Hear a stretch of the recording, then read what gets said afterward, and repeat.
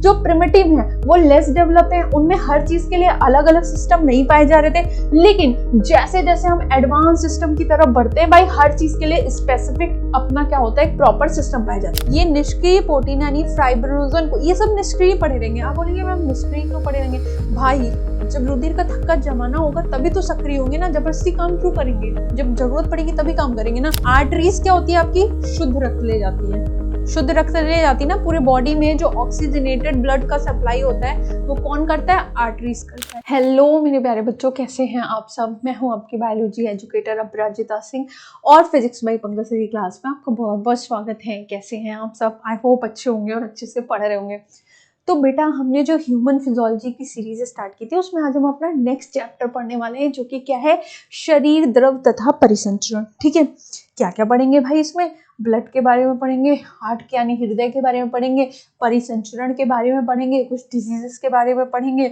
और यकीन मानिए बहुत ही इंटरेस्टिंग चैप्टर है, बहुत मजा आएगा। साथ ही साथ इम्पोर्टेंट चैप्टर भी है, इसलिए पढ़ना भी जरूरी है, स्किप नहीं कर सकते हैं। ठीक है, तो बिना किसी देर किए चलो चैप्टर स्टार्ट करते हैं, देखते हैं इस चैप्टर में हमें क्या क्या देखना है।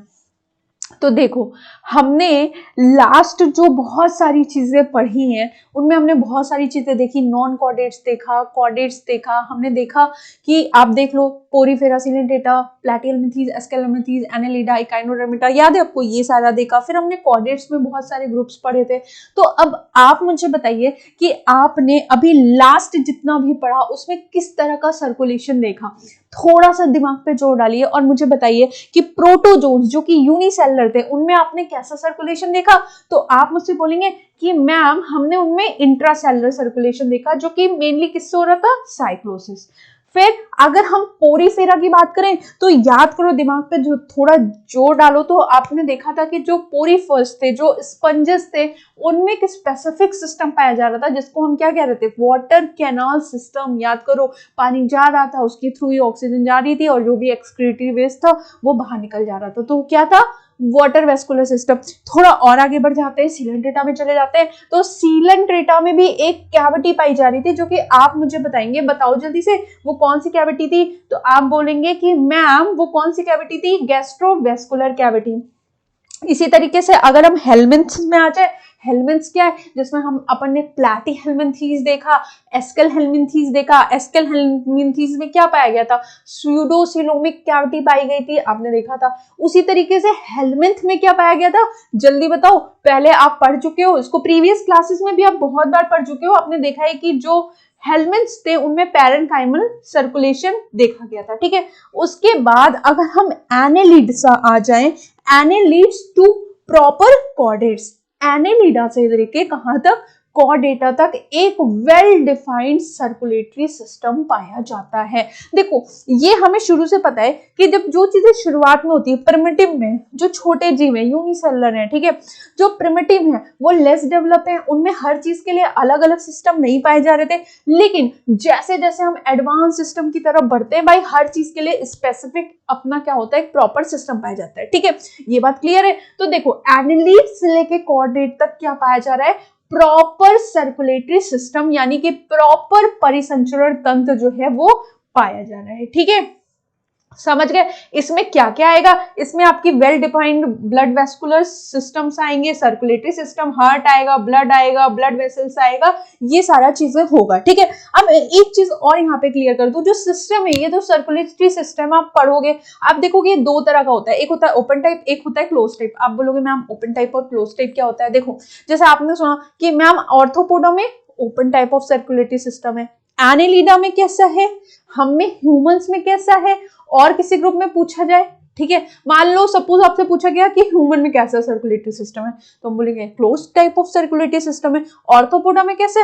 Open type of circulatory system है। डिफरेंस क्या होता है क्लोज टाइप सर्कुलेशन और ओपन टाइप सर्कुलेशन में? क्या डिफरेंस होता है? तो देखो जो क्लोज टाइप सर्कुलेशन होता है उसमें ब्लड जो होता है एक वेल डिफाइंड वेसल्स के अंदर से बहता है। सिंपल और एकदम आसान भाषा में देखो तो रक्त जो होता है वो एक प्रॉपर नालियों में अंदर बहता है। ठीक है, जबकि ओपन सिस्टम में क्या होता है? खुला होता है, साइनसेस में होता है। ठीक है, उसका प्रेशर भी लो होता है।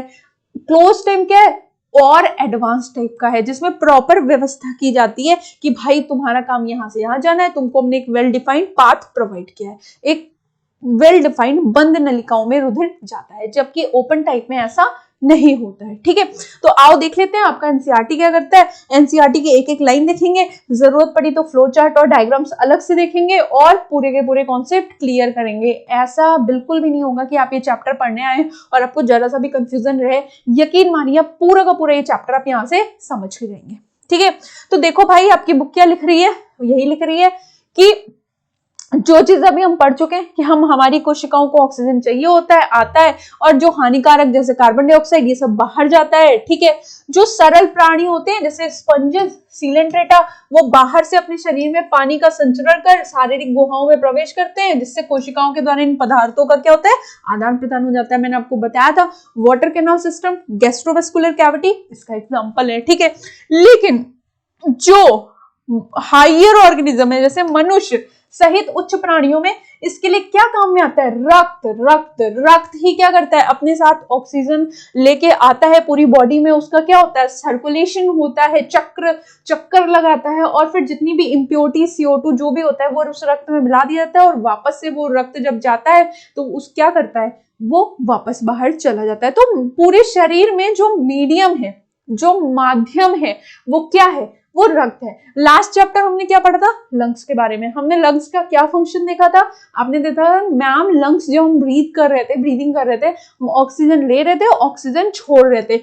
याद करो, ये भी आपने पढ़ा था कि जो हमने क्या लिया, ऑक्सीजन लिया, वो कैसे ऊतक से कहां तक, कोशिकाओं तक पहुंच रहा है, किसके माध्यम से पहुंच रहा है, वो ऑक्सीजन किसके माध्यम से पहुंच रहा था, रक्त के माध्यम से पहुंच रहा था। ठीक है, फिर जो भी इम्प्योरिटीज थी वो वापस कहां जा रही थी, रक्त में जा रही थी।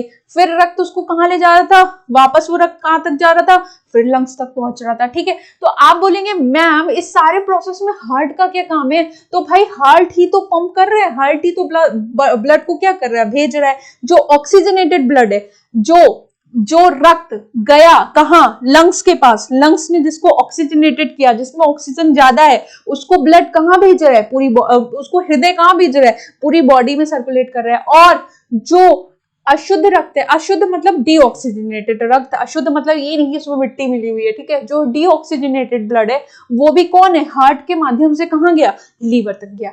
अभी हम यही चीजें क्या करेंगे इस चैप्टर में, पढ़ेंगे और देखेंगे। ठीक है, तो ये आपका फर्स्ट पेज था। चलो भाई देख लेते हैं। अब हमने देखा क्या, रुधिर। जो परिसंचरण तंत्र का सबसे पहला टॉपिक है वो क्या है, रुधिर। तो रुधिर क्या होता है, लिखा है रक्त एक विशेष प्रकार का ऊतक है जिसमें द्रव, मैट्रिक्स, प्लाज्मा तथा अन्य संगठित संरचनाएं हैं। ठीक है, कहां लिखा है, आपकी एनसीईआरटी में लिखा है। तो देखो अगर एक बेसिक चीज देखो तो ब्लड क्या है, ब्लड एक फ्लूइड कनेक्टिव टिश्यू है। ये क्वेश्चन याद रखना, ब्लड क्या है, ब्लड एक कनेक्टिव टिश्यू है। और कैसा कनेक्टिव टिश्यू, एक फ्लूइड कनेक्टिव टिश्यू है। ये बात आपको याद रखनी। कोई पूछे परसेंटेज कितना है, तो भाई 32 of total extra cellular fluid है। अगर किसी भी एडल्ट पर्सन की हम बात करें बेटा, तो लगभग 5 से 5.5 लीटर ब्लड होता है कहां पे, बॉडी में। ठीक है, लगभग 5 से 5.5 लीटर ब्लड होता है, कहां पे होता है, बॉडी में। ये बात आपको क्या करनी है, याद रखनी है। ठीक है, अब ब्लड के मेनली कितने पार्ट्स होते हैं, 2 पार्ट्स होते हैं। वो 2 पार्ट्स कौन कौन से होते हैं, ब्लड के मेनली कितने पार्ट्स होते हैं, 2 पार्ट्स होते हैं। वो 2 पार्ट्स कौन कौन से होते हैं, पहला होता है प्लाज्मा और दूसरा क्या होता है, रक्त कोशिकाएं। ठीक है, तो ब्लड कि अगर कितने पार्ट्स पूछते हैं तो क्या बोलोगे मैम, फर्स्ट होता है प्लाज्मा और दूसरा क्या होता है, ब्लड सेल्स या फिर रक्त कोशिकाएं, या फिर इंग्लिश में क्या कह सकते हो, ब्लड सेल्स कह सकते हो। ठीक है, अब देखो भाई प्लाज्मा क्या होता है, मैम ने ये तो बता दिया कि एक जो वयस्क मनुष्य होता है उसके बॉडी में लगभग 5 से 5.5 लीटर ब्लड होता है। ब्लड क्या है, एक फ्लूइड कनेक्टिव टिश्यू है, कनेक्टिव टिश्यू है। ठीक है, और ब्लड किन 2 चीजों से मिलकर बना होता है, एक तो उसमें प्लाज्मा होता है, दूसरा ब्लड सेल्स होती है। लेकिन आखिर ये प्लाज्मा क्या होता है मैम, प्लाज्मा क्या होता है, देखो सबसे पहले ये हम पढ़ें, इससे पहले ये जान लो कि प्लाज्मा क्या है। तो प्लाज्मा बेटा एक फ्लूइड है, ऑब्वियस सी बात है, क्योंकि रक्त भी क्या है, रक्त भी एक फ्लूइड है। ठीक है, और लगभग 55% ये रक्त में पाया जाता है। तो 55% प्लाज्मा और उसके बाद जितना बचा उतना क्या होगा, रक्त कोशिकाएं होंगी। ठीक है, अगर हम 100% ले रहे हैं तो 55% प्लाज्मा, फिर कितना बचा 45%, वो क्या हो गया, आपके ब्लड सेल्स हो गए। ठीक है, अब देखो ये है क्या, प्लाज्मा जो है एक हल्के पीले रंग का गाढ़ा तरल पदार्थ है जो रक्त के आयतन का लगभग 55% होता है और इसमें 90 to 92% जल होता है। मतलब सोच लो आप, मतलब मैक्सिमम अमाउंट में जल होता है। और जो उसके बाद 6 से लेके 8% तक भाई और प्रोटीन पदार्थ वगैरह पाए जाते हैं, जिसमें फाइब्रिनोजन, ग्लोबिन, एल्बुमिन, प्लाज्मा, ये सब क्या होते हैं, पाए जाते हैं। ठीक है, फाइब्रिनोजन क्या होता है, जल्दी बताओ, आपने पहले पढ़ा होगा। ये क्या होता है, रक्त का थक्का बनाने में मदद करता है। फाइब्रिनोजन, याद करो, प्लेटलेट्स के साथ ये मिलके क्या करेगा, रक्त का थक्का बनाएगा। आगे चल के हम ये भी देखेंगे कि रक्त का थक्का कैसे बन रहा है। ठीक है, उसके बाद जो ग्लोबिन है उसका उपयोग शरीर के प्रतिरक्षा तंत्र में किया जाता है तथा एल्बुमिन का उपयोग परासरणी संतुलन के लिए होता है। बताओ, इतनी चीजें क्लियर है? फिर से एक बार समझ लो, जो प्लाज्मा है 55% पाया जा रहा है, क्या क्या उसमें भी 95 से 98% जल होगा और जो बाकी का 6 से 8% है वो क्या होगा, बाकी इनऑर्गेनिक ऑर्गेनिक सब्सटेंसेस पाए जाएंगे। ठीक है, उसमें क्या क्या होंगे, वेरियस आयंस हो जाएंगे, कैल्शियम हो गया, सोडियम हो गया, ग्लूकोज हो गया, plasma protein, amino acid, organic acid, hormones, cholesterol, ये सब है। प्लाज्मा प्रोटीन में स्पेसिफिक क्या क्या पाया जा रहा है, serum albumin, serum globin, serum fibrinogen, prothrombin, ये सारी चीजें क्या हो रही है बेटा, पाया जा रहा है। ठीक है, तो ये किसके बारे में हो गया, ये बारे में हो गया प्लाज्मा के। अब हमें क्या देखना है, ब्लड सेल्स देखनी है। ठीक है, तो चलो दूसरा पार्ट क्या देख लेते हैं, ब्लड सेल्स देख लेते हैं। ठीक है, ये वही जो मैंने आपको बताया, यही लिखा है कि प्लाज्मा में और क्या क्या है, सोडियम, कैल्शियम, MgSO3, ये सब भी पाए जाते हैं। शरीर में संक्रमण की अवस्था होने के कारण ग्लूकोज, अमीनो एसिड, लिपिड भी प्लाज्मा में पाए जाते हैं। और रुधिर का थक्का बनाने तथा स्कंदन के अनेक कारण इसके साथ निष्क्रिय दशा में रहते हैं। बिना थक्का स्कंदन कारकों के प्लाज्मा को सीरम कहते हैं। हाँ राइट, ये भी एक चीज आप यहाँ पे देख लीजिए कि सीरम क्या होता है। आप बोलेंगे कि मैम आपने बताया कि जो रक्त होता है उसके दो भाग होते हैं, एक होता है प्लाज्मा, एक होता है ब्लड सेल्स, रक्त कोशिकाएं। तो मैम फिर सीरम कहां से आ गया और ये सीरम क्या होता है? तो देखो, आपकी एनसीईआरटी ये कहती है कि अगर जितने भी थक्का बनाने वाले कारक है, जैसे अभी आपने फाइब्रिनोजन देखा, ये सारी चीजें क्या कर रहा था, थक्का बना रहा था। तो जो भी प्लाज्मा में थक्का बनाने वाले कारक है, थक्का मतलब जैसे आपको कहीं चोट लग गई तो क्या होता है, आपका ब्लड क्या होता है, थक्का बनाने लगता है ताकि बॉडी से एक्स्ट्रा ब्लड ना जाए। वरना अगर चोट लग जाए और थक्का नहीं जमे तो फिर भाई पूरा शरीर का रक्त ही बह जाएगा, और पूरे शरीर का रक्त ही बह गया तो इंसान मर जाएगा। तो ठीक है, तो जब हम प्लाज्मा में से सारे थक्का और स्कंदन कारक, जो भी ऐसे कारक हैं जो थक्का बना रहे हैं, स्कंदन कर रहे हैं, उनको निकाल दें और फिर जो बचेगा उसी को हम क्या कहते हैं, सीरम कहते हैं। उसी को हम क्या कहते हैं, सीरम कहते हैं। सिंपल डेफिनेशन कि अगर हम प्लाज्मा में से रक्त का थक्का बनाने वाले कारकों को निकाल दें तो जो बचेगा उसी को हम क्या कहेंगे, सीरम कहेंगे। ये आपकी एनसीईआरटी कह रही है। ठीक है, अब देख लो भाई, अब हम क्या देख रहे हैं, हम देख रहे हैं ब्लड सेल्स, ब्लड सेल्स। ठीक है, अब देखो इसमें हम कितनी तरह की सेल्स के बारे में पढ़ेंगे। एक हम पढ़ेंगे आरबीसी, जिसको हम लाल रुधिर कणिकाएं कह रहे हैं, WBC व्हाइट ब्लड सेल्स, जिसको हम श्वेत रुधिर कणिकाएं कह रहे हैं, और तीसरा क्या है, प्लेटलेट्स। तो ये जो रक्त कणिकाएं हैं, ये जो ब्लड सेल्स है, ये इन तीनों से मिलकर बना है। लाल रुधिर कणिकाएं, श्वेत रुधिर कणिकाएं और प्लेटलेट्स से मिलकर बना है। ठीक है बेटा, अब देखो लाल रुधिर कणिकाओं को हम क्या कहते हैं, इरेथ्रोसाइट्स भी कहते हैं। ठीक है, ये इसका दूसरा नाम है। समझिए कि नहीं, लाल रुधिर कणिकाओं को हम क्या कहते हैं, इरेथ्रोसाइट्स भी कहते हैं। और इसमें क्या पाया जाता है, हीमोग्लोबिन पाया जाता है, जिसकी वजह से आपको हमारे रक्त का रंग कैसा दिखता है, लाल दिखता है। ठीक है। अब देखो क्या क्या आपको देखना है इराइथ्रोसाइट्स के बारे में। तो क्या कह रही है आपकी एनसीईआरटी कि लाल रुधिर कणिकाएं अन्य सभी कोशिकाओं में संख्या में सबसे अधिक होती हैं, ठीक है। एक स्वस्थ मनुष्य में ये कणिकाएं लगभग 50 से 50 लाख प्रति घन मिमी रक्त यानी 5 से लगभग 5.5 मिलियन प्रति घन मिमी होती हैं। वयस्क मनुष्य में लाल रुधिर कणिकाएं लाल अस्थि मज्जा में बनती है। अस्थि मज्जा क्या होता है? जो बड़ी बड़ी सी हड्डियां होती हैं, बड़ी बड़ी सी, उनके बीच में खाली जगह होता है, उसी को हम क्या कहते हैं? अस्थि मज्जा कहते हैं, ठीक है।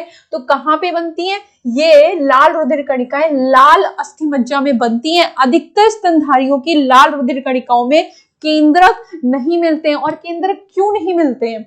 उसके भी कुछ एक्सेप्शंस हैं, ठीक है, जिनमें मिलते हैं एक या दो चीजों में। अधिकतर रुधिर कणिकाओं में क्या होता है? लाल रुधिर कणिकाओं में केंद्रक नहीं मिलते हैं, ताकि उनका सरफेस एरिया बढ़ जाए और वो ज्यादा से ज्यादा ऑक्सीजन क्या करें? ले जा सकें, ठीक है। तथा इनकी आकृति कैसी होती है? बाइकानकेव, उभयावतल। ये याद रखना है आपको, ये बहुत इंपॉर्टेंट चीज है, ठीक है। इनका रंग लाल एक लौह युक्त जटिल प्रोटीन हीमोग्लोबिन की वजह से होता है, जो कि मैंने आपको बताया। और एक स्वस्थ मनुष्य में प्रति 100 मिलीलीटर रक्त में लगभग 12 से 16 ग्राम हीमोग्लोबिन पाया जाता है। याद करो जब अपना ब्लड टेस्ट कराते हो तो देखो उसमें हीमोग्लोबिन आता है, डॉक्टर बोलता है ओ आपका हीमोग्लोबिन 8 से कम है, बहुत ही कम है, 12 है, ठीक है, ऐसे बताता है ना कि आपका हीमोग्लोबिन ज्यादा है कि कम है, आप ये खाइए से हीमोग्लोबिन बढ़ेगा। याद करो। इन पदार्थों की श्वसन गैसों के परिवहन में महत्वपूर्ण भूमिका है। लाल रक्त कणिकाओं की औसत आयु कितनी होती है? 120 दिन की होती है। ये बात भी आपको याद रखना है बेटा कि लाल रुधिर कणिकाओं की औसत आयु कितनी होती है? 120 दिन होती है। और इसके बाद इनका विनाश हो जाता है कहाँ पे? स्प्लीन यानी कि प्लीहा में हो जाता है।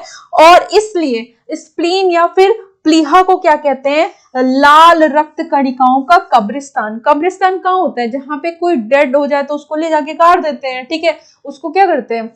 वहीं पे जाके गाड़ देते हैं, ठीक है। तो इसी तरीके से जो लाल रुधिर कणिकाएं हैं उनका कब्रिस्तान किसको कहते हैं? प्लीहा को कहते हैं। लाल रुधिर कणिकाओं का जीवन काल कितने दिन का होता है? 120 दिन का होता है। तो हमने क्या देखा? हमने देखा भाई रक्त के बारे में, जो कि रक्त कोशिकाओं के बारे में हमने देखा। रक्त दो भागों से मिलकर बना था, किससे? एक तो प्लाज्मा, दूसरा ब्लड सेल्स। ब्लड सेल्स कितनी पाई जा रही थी? 45%।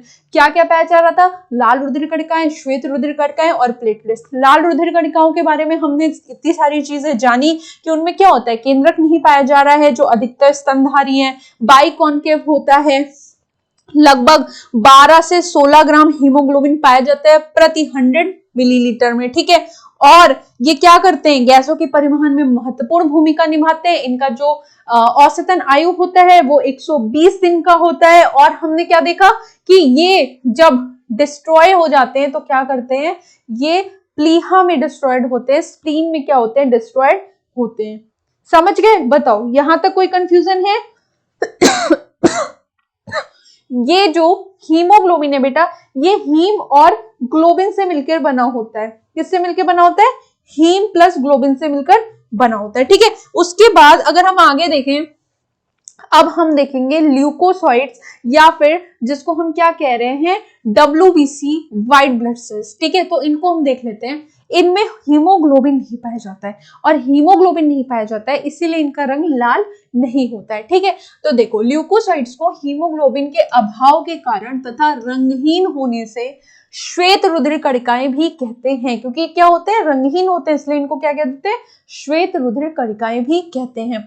इनमें केंद्रक पाए जाते हैं और इनकी संख्या लाल रुधिर कणिकाओं की अपेक्षा कम होती है। औसतन 6000 से 8000 प्रति घन मिमी रक्त होता है। याद रखना कितना होता है? 6000 से 8000, ठीक है। सामान्यतः ये कम समय तक जीवित रहते हैं, क्योंकि श्वेत रुधिर कणिकाओं के आपको कई सारे टाइप्स दिखेंगे, ठीक है। हर एक टाइप का लाइफ साइकिल यानी कि जीवन अवधि क्या होता है? अलग अलग होता है। जैसे आपने लाल रुधिर कणिकाओं में देखा 120 दिन का ही होता है, लेकिन इसमें आपको श्वेत रुधिर कणिकाओं में आपको इओसिनोफिल, बेसोफिल्स, न्यूट्रोफिल्स, ठीक है, मोनोसाइट्स, लिम्फोसाइट्स, कई तरह के इनके प्रकार देखने को मिलेगा, और इन सबका लाइफ साइकिल अलग अलग समय में पूरा होता है, ठीक है। अब देखो, सामान्यतः ये लाल रुधिर कणिकाओं की अपेक्षा कम समय तक जीवित रहती हैं और इनको दो मुख्य श्रेणियों में बांटा गया है। क्या क्या है वो? एक है कणिकाणु जिसको बोल रहे हैं ग्रेनुलोसाइट्स, और दूसरा है आकड़ कोशिका जिसको एग्रेनुलोसाइट्स कह रहे हैं। ठीक है, न्यूट्रोफिल्स, इओसिनोफिल्स और बेसोफिल्स कोशिकाओं के प्रकार हैं, जबकि लिम्फोसाइट्स और मोनोसाइट्स आकड़ की कोशिकाओं के प्रकार हैं। श्वेत रुधिर कणिकाओं में न्यूट्रोफिल संख्या में सबसे अधिक होते हैं, लगभग 60 से 65%। ये भी याद रखना है कि अगर आपसे कोई पूछे कि श्वेत रुधिर कणिकाओं में किसकी संख्या सबसे ज्यादा होती है, तो आप क्या बोलेंगे? न्यूट्रोफिल्स की संख्या सबसे ज्यादा होती है। ठीक है, तथा बेसोफिल्स संख्या में सबसे कम, लगभग 0.5 से 1% होती है। ठीक है, ये देख लो, ये आपका क्या है? आरबीसी है, यानी कि लाल रुधिर कणिकाएं हैं। ये आपके प्लेटलेट्स है, जिसके बारे में भी हम बाद में बात करेंगे। और ये आपके क्या है? ये आपके क्या है? ये लिम्फोसाइट्स है बेटा, ये मिसप्रिंट है और यहाँ पे मोनोसाइट्स भी नहीं लिखा गया, जो कि अब हम लिखेंगे। ठीक है, तो क्या देखा हमने? हमने देखा कि जो श्वेत रुधिर कणिकाएं हैं उसमें ग्रेनुलोसाइट्स, जिसमें इओसिनोफिल्स, बेसोफिल्स, न्यूट्रोफिल्स आएंगे, और ए ग्रेनुलोसाइट्स जिसमें क्या आएंगे? टी लिम्फोसाइट्स, बी लिम्फोसाइट्स और मोनोसाइट्स आएंगे। ठीक है, तो अगर हम एक रफ क्या कर लें भाई, चार्ट बना लें अपने याद करने के लिए, तो देखो हम क्या देखते हैं। ठीक है भाई, अगर हम इसका एक फ्लो चार्ट बना के देखें तो हम क्या लिखेंगे? मान लो हमने क्या लिखा? ये हमने लिखा ब्लड कार्पसेस। दिख रहा है? थोड़ा और मोटा कर लो, सही से दिख नहीं रहा है। एक मिनट रुक जाओ भाई।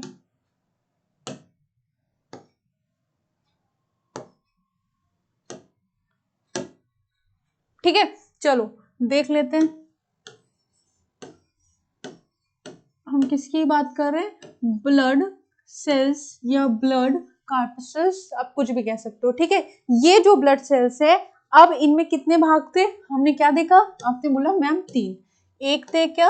RBC, red blood cells, erythrocytes, WBC, white blood cells, और तीसरा क्या था? प्लेटलेट्स। ओके, इतना क्लियर है? फिर हमने क्या देखा? जो WBC थी, जिसको हम ल्यूकोसाइट्स भी कह रहे थे, क्या कह रहे थे? ल्यूकोसाइट्स भी कह रहे थे बेटा, उसको कितने भागों में बांटा गया? 2। एक क्या है? ए ग्रेनुलोसाइट्स, और दूसरा क्या है? ग्रेनुलोसाइट्स।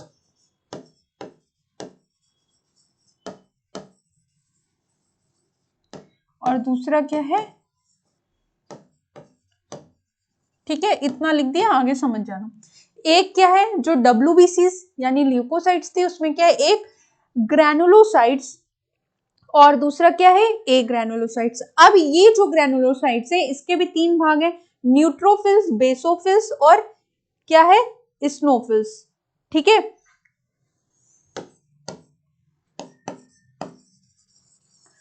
न्यूट्रोफिल्स,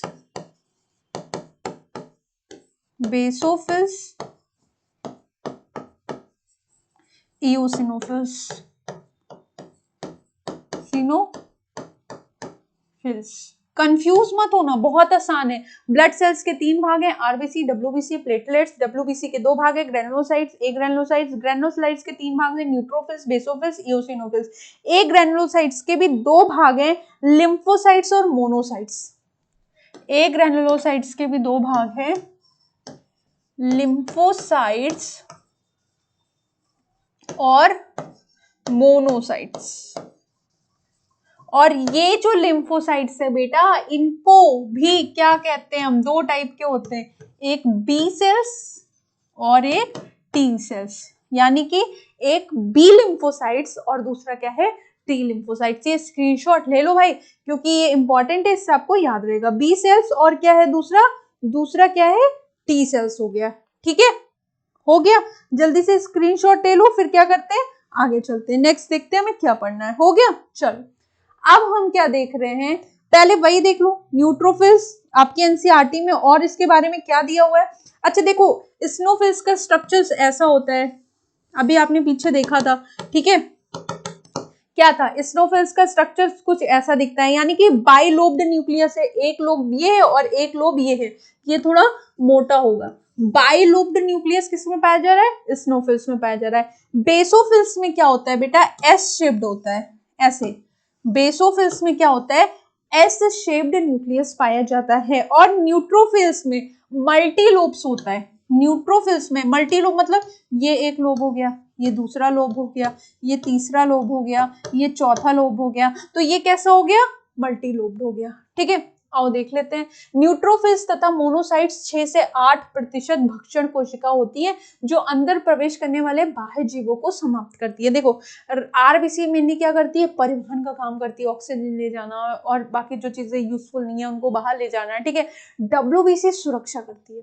जैसे हमारे देश की सुरक्षा कौन करता है? सैनिक करते हैं, हमारी आर्मी करती है। वैसे ही हमारी बॉडी की सुरक्षा कौन करते हैं?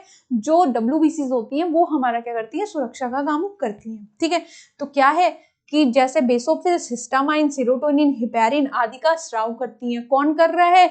ये जो न्यूट्रोफिल्स और बेसोफिल्स है, ठीक है, मोनोसाइट्स है, तथा शोधकारी क्रियाओं में सम्मिलित होती है। इओसिनोफिल्स 2 से 3% संक्रमण से बचाव करती है तथा एलर्जी प्रतिक्रिया में सम्मिलित रहती है। और लिम्फोसाइट्स 20 से 25% मुख्यतः 2 प्रकार की होती है, बी और टी। मैंने बताया था एक बी सेल्स और दूसरा क्या है?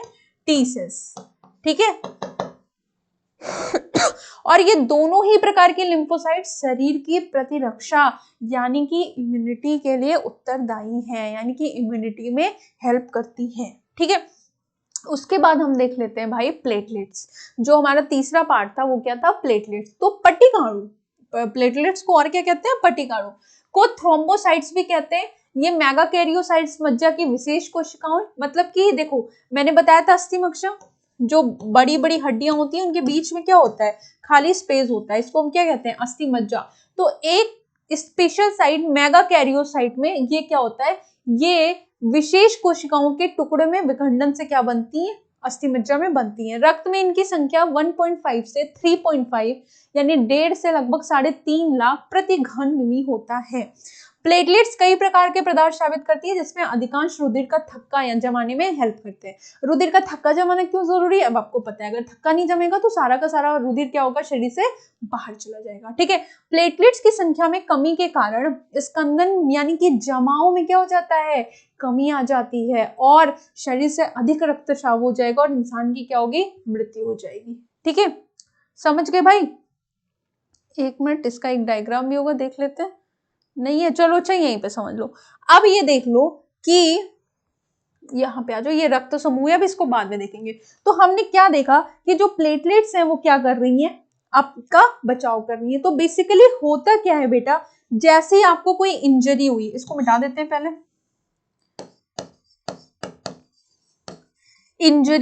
इंजरी कैसी हो सकती है? एक्सटर्नल भी हो सकती है, इंटरनल भी हो सकती है, यानी आपको बाहर कोई चोट लग गई। ठीक है, तो इंजरी हुई तो होता क्या है? एक एक्टिवेटर होता है प्रोथ्रोम्बिन। तो प्रोथ्रोम्बिन जो होता है, प्रोथ्रोम्बिन किस में चेंज होता है? थ्रोम्बिन में चेंज होता है। प्रोथ्रोम्बिन किस में चेंज होता है? एक एंजाइम की हेल्प से थ्रोम्बिन में चेंज होता है। ठीक है, अब यहाँ समझने वाली बात यह है कि जो प्रोथ्रोम्बिन होता है वो निष्क्रिय अवस्था में होता है और एक एंजाइम की हेल्प से ये सक्रिय थ्रोम्बिन में चेंज हो जाता है। ठीक है, और यहाँ पे किसकी जरूरत पड़ती है? इसकी। अब ये जो थ्रोम्बिन है ये जाके दूसरे को एक्टिवेट करेगा, यानी कि प्रोथ्रोम्बिन सक्रिय थ्रोम्बिन में चेंज हो रहा है और ये जो थ्रोम्बिन है, अब ये थ्रोम्बिन जाके क्या करेगा? ये फाइब्रिनोजन को फाइब्रिन में कन्वर्ट करेगा। फाइब्रिनोजन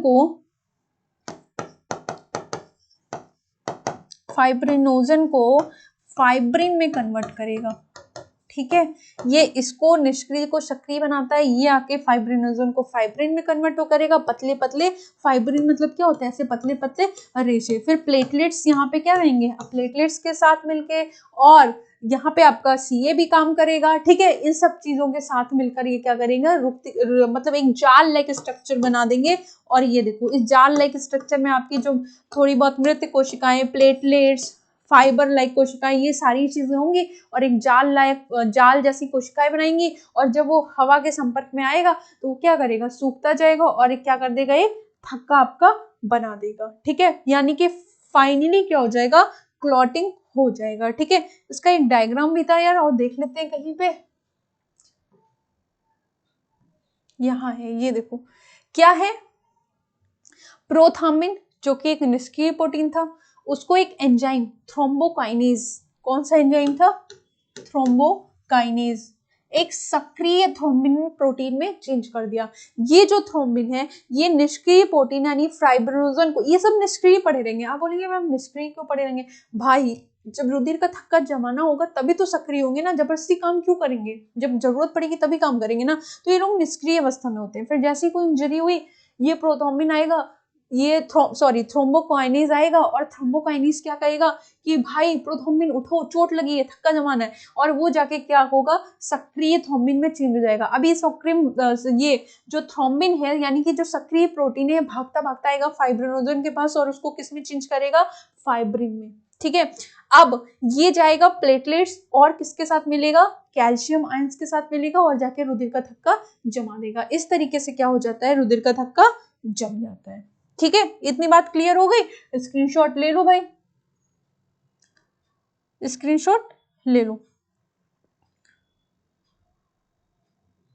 अब देखो ये आगे क्या कह रहा है, इसके लिए थ्रोम्बोकाइनेज एंजाइम समूह की आवश्यकता होती है। यह एंजाइम समूह रक्त प्लाज्मा में उपस्थित अनेक निष्क्रिय कारकों की सहायता से एक के बाद एक एंजाइम प्रक्रिया की श्रृंखला यानी कि सोपानी प्रक्रम बनाता है। यही सोपानी प्रक्रम है कि ये हुआ, फिर इसके बाद ये हुआ, फिर ये हुआ, इस पूरे प्रोसेस को ही हम क्या कह रहे हैं, सोपानी प्रक्रम कह रहे हैं। ठीक है, एक चोट या घाव रक्त में उपस्थित प्लेटलेट्स को विशेष कारकों को मुक्त करने के लिए प्रेरित करता है, जिससे स्कंदन की प्रक्रिया यानी जमाव की प्रक्रिया शुरू होती है। क्षतिग्रस्त ऊतकों द्वारा भी चोट की जगह पर कुछ कारक मुक्त होते हैं जो स्कंदन को प्रारंभ करते हैं। इस प्रक्रिया में कैल्शियम आयन की बहुत महत्वपूर्ण भूमिका होती है। आपने देखा ना आपने, कैल्शियम आयन की यहाँ पे क्या होती है, मुख्य भूमिका होती है। ठीक है, इतना समझ में आ गया भाई, आ गया कि नहीं, फिर से एक बार देख लो अगर आपको कंफ्यूजन है। क्या है, जब किसी भी चोट या घात की प्रक्रिया होती है तो स्कंदन होता है। ऐसा क्यों होता है, आपने देखा होगा कि जब कोई भी चोट या लगता है तो कुछ समय बाद गहरे लाल या भूरे रंग का झाग जैसा स्ट्रक्चर आ जाता है। यह रक्त का स्कंदन या थक्का है जो मुख्यतः फाइब्रिन धागे के जाल से बनता है। इस जाल में मरे तथा क्षतिग्रस्त संगठित पदार्थ भी उलझे हुए होते हैं। फाइब्रिन रक्त प्लाज्मा में उपस्थित एंजाइम थ्रोम्बिन की सहायता से फाइब्रिनोजन से बनती है, और थ्रोम्बिन की रचना प्लाज्मा में उपस्थित निष्क्रिय प्रोथ्रोम्बिन से बनती है। कुल मिला के मैंने ये जो चार्ट बनाया, अगर आप बस इतना याद कर लोगे तो आप आराम से एग्जाम में लिख सकते हो और आपको फुल मार्क्स भी बनेंगे। बस आपको ये चार्ट क्या करना है, याद रखना है। ठीक है, आगे चले। अब हम पढ़ने वाले हैं बेटा किसके बारे में, रक्त समूह के बारे में। ठीक है, यानी कि ब्लड ग्रुप्स के बारे में। ब्लड ग्रुप्स के बारे में क्या पढ़ेंगे, रक्त समूह या ब्लड ग्रुप। देखो लोग, जब आप हॉस्पिटल जाते हो डॉक्टर आपसे पूछता है या आपके ब्लड टेस्ट कराता है, फिर डॉक्टर बताता है आपका कौन सा ब्लड ग्रुप है। आप बोलते हो मेरा ब्लड ग्रुप ए है, या ए पॉजिटिव है, या ए निगेटिव है, या बी है, बी पॉजिटिव है, बी निगेटिव है, ओ पॉजिटिव है या ओ निगेटिव है। इस तरीके से हम अपने ब्लड ग्रुप्स बताते हैं या नहीं बताते, बताओ जब भी कोई पूछता है या हम हॉस्पिटल जाते हैं। ठीक है, तो देखो जो रक्त समूह होते हैं इनको मेनली दो समूहों में बांटा गया है। एक तो एबीओ समूह है और दूसरा क्या है, आरएच समूह है। ठीक है, अभी इसको हम शॉर्ट में बता रहे हैं, फिर इसको डिटेल में पढ़ेंगे। आप घबराओ नहीं कि आपको समझ में नहीं आएगा। एबीओ में क्या हो गया, या तो आपका ब्लड ग्रुप ए हो सकता है, या तो बी हो सकता है, या तो ए बी हो सकता है, और या तो क्या हो सकता है, ओ हो सकता है। ये क्या होते हैं, इतने समूह इसमें पाए जाते हैं। ठीक है, आप देखते हो इससे ज्यादा थोड़ी, ऐसा थोड़ी हो सकता है, एम हो सकता है, पी हो सकता है, ऐसा तो है नहीं, सिर्फ यही चार है इसमें पाए जाते हैं। या तो आपका ब्लड क्या हो सकता है, ए ब्लड ग्रुप हो सकता है, बी ब्लड ग्रुप हो सकता है, ए बी हो सकता है, या फिर ओ हो सकता है। अब आरएस समूह क्या है, ठीक है, आरएस समूह ये है कि जब आप बोलते हो कि मेरा ब्लड ग्रुप ए पॉजिटिव है, यानी कि आरएच समूह पाया जा रहा है, पॉजिटिव है। ए निगेटिव है तो आरएच समूह नहीं पाया जा रहा है। बी पॉजिटिव है तो ये जो पॉजिटिव है ये किसको रिप्रेजेंट कर रहा है, आरएच समूह को। और इसकी खोज किसमें हुई थी, रिसस मंकी में, जो हम बाहर बंदर देखते हैं ना, उनमें ही ये आरएच समूह पाया गया था। तो जिसमें पाया जा रहा है वो पॉजिटिव है, जिसमें नहीं पाया जा रहा है वो निगेटिव है। Very simple. तो चलो देखते हैं क्या कह रहा है ये। हम जानते हैं कि मनुष्य का रक्त एक जैसा दिखता है, किसी का भी क्या होता है, रक्त आप किसी का भी ब्लड निकले आपको देखने में रेड ही लगेगा, ऐसा तो है नहीं किसी का हरा नीला गुलाबी पीला, ऐसा तो होता नहीं है। सबका रक्त क्या होता है, लाल ही होता है, ठीक है। लेकिन सबके ब्लड ग्रुप्स क्या होते हैं, भिन्न भिन्न होते हैं, ठीक है। रक्त का कई तरीके से समूहीकरण किया गया है, इसको मेनली दो समूहों में बांटा गया है, एक एबीओ और दूसरा आरएच, ठीक है। अब देखो एबीओ समूह क्या होता है।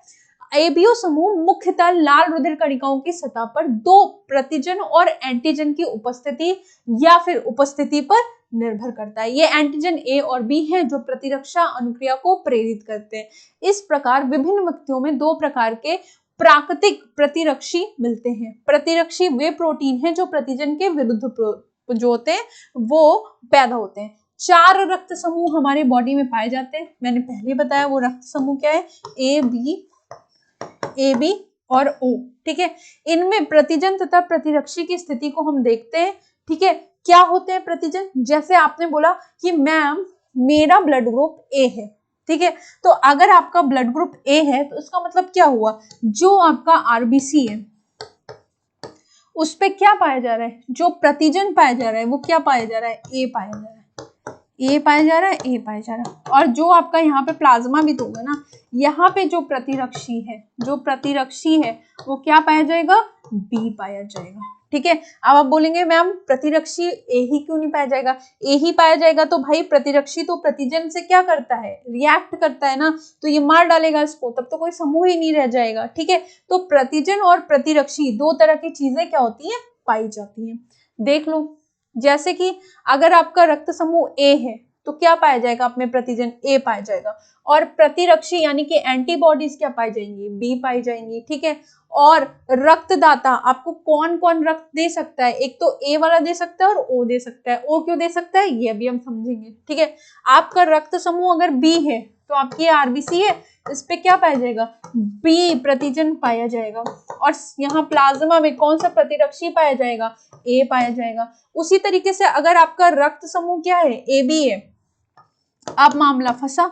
अब क्या करेंगे, तो आपका जो ब्लड ग्रुप है वो ए बी है, तो आपकी आरबीसी में यहाँ पे ए भी पाया जाएगा, बी भी पाया जाएगा, ए भी पाया जाएगा, बी भी पाया जाएगा, ए भी पाया जाएगा, बी भी पाया जाएगा, ए भी पाया जाएगा, बी भी पाया जाएगा। लेकिन जो आपके प्लाज्मा में प्रतिरक्षी है वो क्या होगा, अनुपस्थित होगा। यहाँ जो प्लाज्मा है जहाँ पे प्रतिरक्षी पाया जा रहा था, क्योंकि ए और बी दोनों यहाँ पाया जा रहा है, तो ये क्या होगा, यहाँ पे अनुपस्थित होगा। इसीलिए अब अनुपस्थित होगा तो क्या होगा, रिएक्शन ही नहीं होगा। जब प्रतिरक्षी नहीं होगी तो फिर लड़ेगा कौन, ठीक है। तो इसीलिए जो ए बी ब्लड ग्रुप है वो किसी से भी रक्त ले सकता है, वो किसी से भी रक्त ले सकता है। क्यों, वो ए बी से भी ब्लड ग्रुप ले सकता है, जिनका ब्लड ग्रुप ए बी है वो ए बी से भी रक्त ले सकते हैं, वो ए से भी रक्त ले सकते हैं, वो बी से भी रक्त ले सकते हैं, और वो ओ से भी रक्त ले सकते हैं। इनको सर्वग्राही बोला जाता है, सर्वग्राही। भाई जिसको भी देना हो दे दो, इनको कभी भी चोट लगी, ब्लड की जरूरत हुई तो इनको किसी भी ब्लड ग्रुप का ब्लड क्या हो सकता है, चढ़ाया जाता है, सर्वग्राही कहा जाता है, ठीक है। अब जो ओ रक्त समूह है उस पे क्या होता है, ये प्रतिजन ही क्या होते हैं, एब्सेंट होते हैं। देखो ऐसे, ये आरबीसी हो गया, इस पे क्या होगा, कोई प्रतिजन नहीं है, 0 प्रतिजन, 0 0 0 0 0। और यहाँ पे जो प्लाज्मा है उसमें प्रतिरक्षी क्या है, ए और बी है, ठीक है। तो इसमें कोई प्रतिजन ही नहीं है, इसीलिए ये सबको क्या होता है, सबको दिया जा सकता है। ओ ब्लड ग्रुप किसी को भी चढ़ाया जा सकता है, इसको यूनिवर्सल डोनर बोला जाता है, सर्वदाता। मैं बहुत महान हूं भाई, मैं सबको रक्त दे सकता हूँ। तो देखो, ओ अपना रक्त ए वाले को भी दे सकता है, उसको रिएक्ट नहीं करेगा, बी वाले को भी दे सकता है, उसको रिएक्ट नहीं करेगा, ए बी वाले को भी दे सकता है, और ओ वालों को तो दे ही सकता है, ठीक है। इसीलिए याद रखना, ओ जो है क्योंकि उसमें क्या नहीं होता है, कोई भी प्रतिजन नहीं होता है, इसलिए वो सर्वग्राही होता है, सॉरी सर्वदाता होता है। दाता मतलब कौन है, डोनर, दे रहा है। और ए बी, चूंकि ए बी में प्रतिरक्षी अनुपस्थित होता है इसलिए वो सर्वग्राही होता है, वो किसी से भी क्या कर सकता है, रक्त ले सकता है, ठीक है। ये समझ में आया, आगे चलें। अब देखो, दाता एवं ग्राही के रक्त समूहों का रक्त चढ़ाने से पहले सावधानी पूर्वक मिलान कर लेना चाहिए। ये नहीं कि आपने किसी का ब्लड ग्रुप ही नहीं देखा, किसी को चोट लगी, किसी को जरूरत पड़ी तो आपने फटाक से दूसरा ब्लड चढ़ा दिया, ऐसा नहीं होता है। पहले आपको क्या करना चाहिए, पहले आपको रक्त चेक कर लेना चाहिए, जिससे रक्त स्कंदन और आरबीसी के नष्ट होने जैसी गंभीर समस्या ना हो। इसलिए आपको ब्लड ग्रुप्स चेक कर लेना चाहिए, ठीक है, कि ये कौन सा ब्लड ग्रुप है और इसको कौन सा ब्लड ग्रुप चढ़ाना चाहिए। फिर देखो क्या कह रहा है कि O एक सर्वदाता है, मैंने पहले ही बताया, जो सभी समूहों को रक्त दे सकता है, और A भी एक सर्वग्राही है, जो सभी प्रकार के रक्त समूहों से रक्त को ले सकता है, ठीक है। चलो भाई, अब आगे देखो क्या कह रहा है। आर्य समूह के बारे में देखते हैं, जो हमने अभी पॉजिटिव और निगेटिव के बारे में बात किया, ठीक है। क्या बताया मैंने, एक प्रतिजन एंटीजन RH है, जो लगभग 80% मनुष्यों में पाया जाता है, ठीक है, और यह RH एंटीजन रीसस बंदर में पाए जाने वाले एंटीजन के समान है, ठीक है। ऐसे व्यक्ति को जिनमें ये RH एंटीजन RH पाया जाता है उसको RH पॉजिटिव कहते हैं, और जिनमें ये नहीं पाया जाता है उसको RH निगेटिव कहते हैं, ठीक है। ये समझ में आया कि नहीं, या बंदर में पाए जाने वाले एंटीजन के समान है, जिनमें ये पाया जाएगा उसको RH पॉजिटिव कहा जाएगा, जिनमें ये नहीं पाया जाएगा उसको RH निगेटिव कहा जाएगा। अब देखो एक बात समझो, यहाँ पे एक क्वेश्चन पूछा जाता है, पहले ये देख लो, यदि RH निगेटिव के व्यक्ति के रक्त को RH पॉजिटिव के साथ मिलाया जाता है तो व्यक्ति में RH एंटीजन के विरुद्ध विशेष प्रतिरक्षी बन जाते हैं। अतः रक्त आदान प्रदान से पहले RH समूह को भी चेक करना होता है। देखो, जिसके बॉडी में, मान लो कोई है जिसके बॉडी में RH निगेटिव है, ठीक है, उसको क्या है RH निगेटिव, उसमें RH नहीं पाया जा रहा, आपने उसको कोई रक्त चढ़ाया जो RH निगेटिव है, तब तो उसको कोई दिक्कत नहीं होगी। लेकिन आपने उसको कोई ऐसा रक्त चढ़ा दिया जो RH पॉजिटिव है, तो अब इसकी बॉडी क्या कहेगी कि ओ ये चीज तो हमारे लिए नहीं है, इसको क्या करना है, ये हमारे लिए सही नहीं है। क्योंकि बॉडी की एक खासियत होती है, कोशिकाओं की एक खासियत होती है, वो किसी भी बाहरी चीजों को मारने का प्रयास करती है अपनी सुरक्षा में, तो ये क्या करेगी, इसके लिए दिक्कत कर देगी। तो यही कह रहा है कि जब आप ब्लड चेक कराएंगे तो आप क्या करेंगे, आप ये देखेंगे कि उस व्यक्ति का RH पॉजिटिव है या निगेटिव है। अगर दोनों का पॉजिटिव है, जिसको चोट लगी वो भी पॉजिटिव है, जिसका चढ़ाया जा रहा है वो भी पॉजिटिव है, कोई दिक्कत नहीं।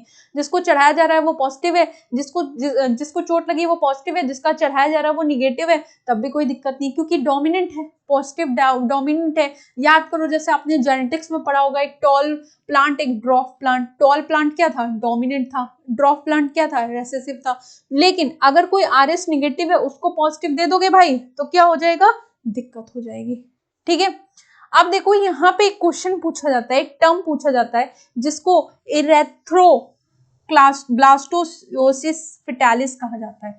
इरेथ्रो, यहाँ पे क्लास्टो या ब्लास्टो है बेटा, इरेथ्रोक्लास्टोस्टोरियसिस कहा जाता है। अब ये टर्म क्या होता है, ये एक शब्द है, ये एक शब्द पूछा जाता है, और इस टर्म का मतलब क्या होता है, कौन मुझे बताएगा, अगर किसी को पता है तो बताओ, अगर किसी को इस टर्म का मतलब पता है तो बताए जल्दी से। देखो इसमें होता क्या है, यहाँ पे समझाऊं कि आगे समझाऊं, ठीक है, चलो आगे एक पेज लेके समझा देते हैं। अगर कोई मदर है, यानी कि कोई लेडी है जो माँ बन रही है और जो पहली बार माँ बन रही है, और ये कैसी है, RH निगेटिव है, यहाँ पे RH क्या है, निगेटिव है, ठीक है, और उसकी एक पुरुष से शादी हुई, यानी कि जो उसका फादर है वो कैसा है, पॉजिटिव है, जिसमें क्या है, RH पॉजिटिव है।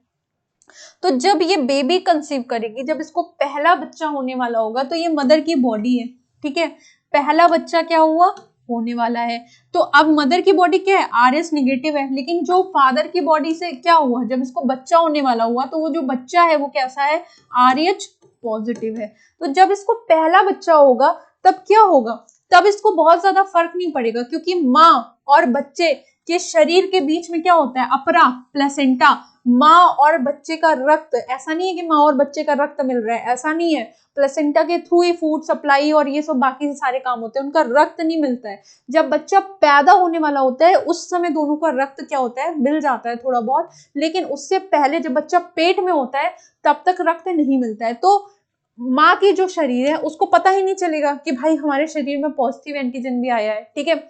तो जब बच्चा निकल जाएगा तब उसको पता चलेगा, ओ यहाँ कुछ पॉजिटिव था क्या, मेरे को उसको मारना था, ठीक है। तो पहला बच्चा तो आसानी से हो जाएगा, लेकिन अब जब वो दूसरा बच्चा कंसीव करेगी और वो पॉजिटिव हुआ तो माँ के शरीर में ऑलरेडी क्या हो जाएगा, इसके खिलाफ एंटीबॉडी बनी होगी, क्योंकि जब डिलीवरी के समय उनके रक्त आपस में एक्सचेंज हो जाते हैं, ठीक है।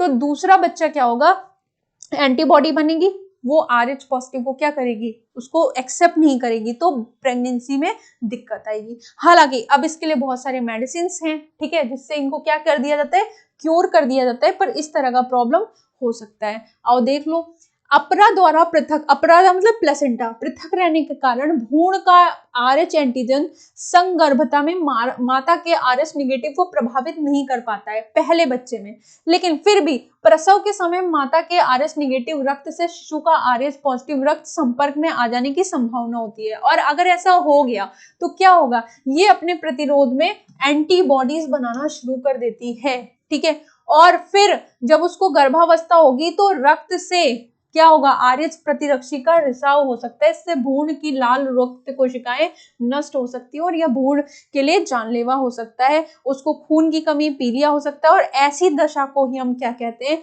एराइथ्रोब्लास्टोसिस फेटालिस कहते हैं, यानी कि गर्भ रक्ताणु कोरकता कहते हैं। इस स्थिति से बचने के लिए माता को प्रसव के तुरंत बाद RH प्रतिरक्षी का उपयोग करना चाहिए, ठीक है। ये टर्म समझ में आया, इस टर्म्स के बारे में पूछा जाता है। बताओ समझ में आया कि नहीं आया जो मैंने समझाया, कि ऊपर से गया। देखो अगर कंसंट्रेट होके पढ़ोगे भाई तो समझ में आएगा, अगर कंसंट्रेट होके नहीं पढ़ोगे तो बिल्कुल समझ में नहीं आएगा। अब देखो जो नेक्स्ट टॉपिक है हमारा बेटा, वो है लसिका या फिर ऊतक द्रव। आप बोलेंगे मैम लसिका क्या होता है, व्हाट इज लसिका, या ऊतक द्रव क्या होता है। तो देखो देखते हैं, समझते हैं, आ जाओ। ये हमारी क्या है, कोशिकाएं हैं, ठीक है।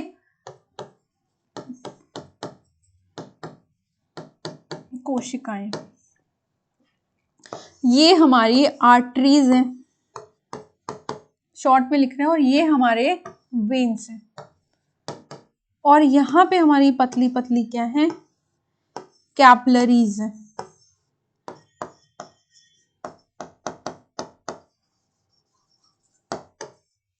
ठीक है। अभी ये समझो, इससे पहले ये तीनों टर्म समझ लो कि आर्टरीज, वेन्स और कैपिलरीज क्या होता है, ठीक है। देखो पहले आपने पढ़ा होगा, फिर भी हम बता देते हैं, जिन बच्चों को नहीं पता है उनके लिए हम बता देते हैं। आर्टरीज क्या होती है, आपकी शुद्ध रक्त ले जाती है, शुद्ध रक्त ले जाती है ना पूरे बॉडी में, जो ऑक्सीजनेटेड ब्लड का सप्लाई होता है वो कौन करता है, आर्टरीज करता है, जिनमें क्या होता है, प्रेशर ज्यादा होता है, डीपली सिचुएटेड होती है, शरीर में अंदरूनी सिचुएटेड होती है। आर्टरीज कभी किसी की कटेगी तो एकदम फव्वारा जाएगा तेज से, ठीक है, क्योंकि उनमें क्या होता है, प्रेशर थोड़ा ज्यादा होता है। कैसा ब्लड जाता है, ऑक्सीजनेटेड।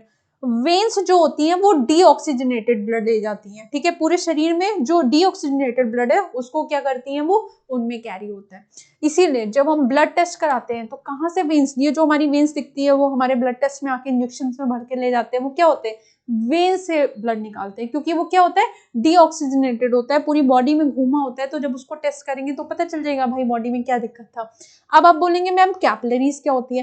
कैपिलरीज इन दोनों के लिए काम करती है, जो एक्सचेंज हो रहा है, ये जो कोशिकाएं हैं उनसे जो भी यहाँ पे ऑक्सीजन CO2 का जो एक्सचेंज हो रहा है वो कौन कर रहा है, ना ही आर्टरीज करती है ना ही वेन्स करता है, वो कौन को करता है, कैपिलरीज करती है। और कैपिलरीज पतली पतली क्या होती है, पतली पतली रक्त कोशिकाएं होती हैं, पतली पतली क्या होती है, जैसे आर्टरीज क्या होती है, ये क्या करती है, ऑक्सीजनेटेड ब्लड को भी ले जाएगी, डीऑक्सीजनेटेड ब्लड को भी लाएगी, ये क्या करेगी, मेनली एक्सचेंज करने का काम करती है, ठीक है।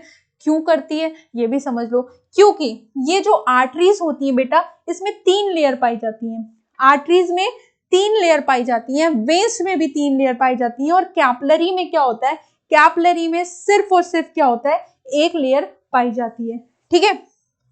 आर्टरीज में क्या क्या पाया जाएगा, tunica externa, tunica media, tunica interna, ऐसे समझ लो ये आर्टरीज हैं। तो ये 3 लेयर पाई जाएगी, टूनिका एक्सटर्ना, एक्सटर्ना मतलब सबसे बाहर वाला, टूनिका मीडिया मतलब बीच वाला, और टूनिका इंटरना यानी कि सबसे अंदर वाला। सेम एज ए वेन्स में भी 3 लेयर पाई जाती है, tunica externa, tunica media, tunica interna.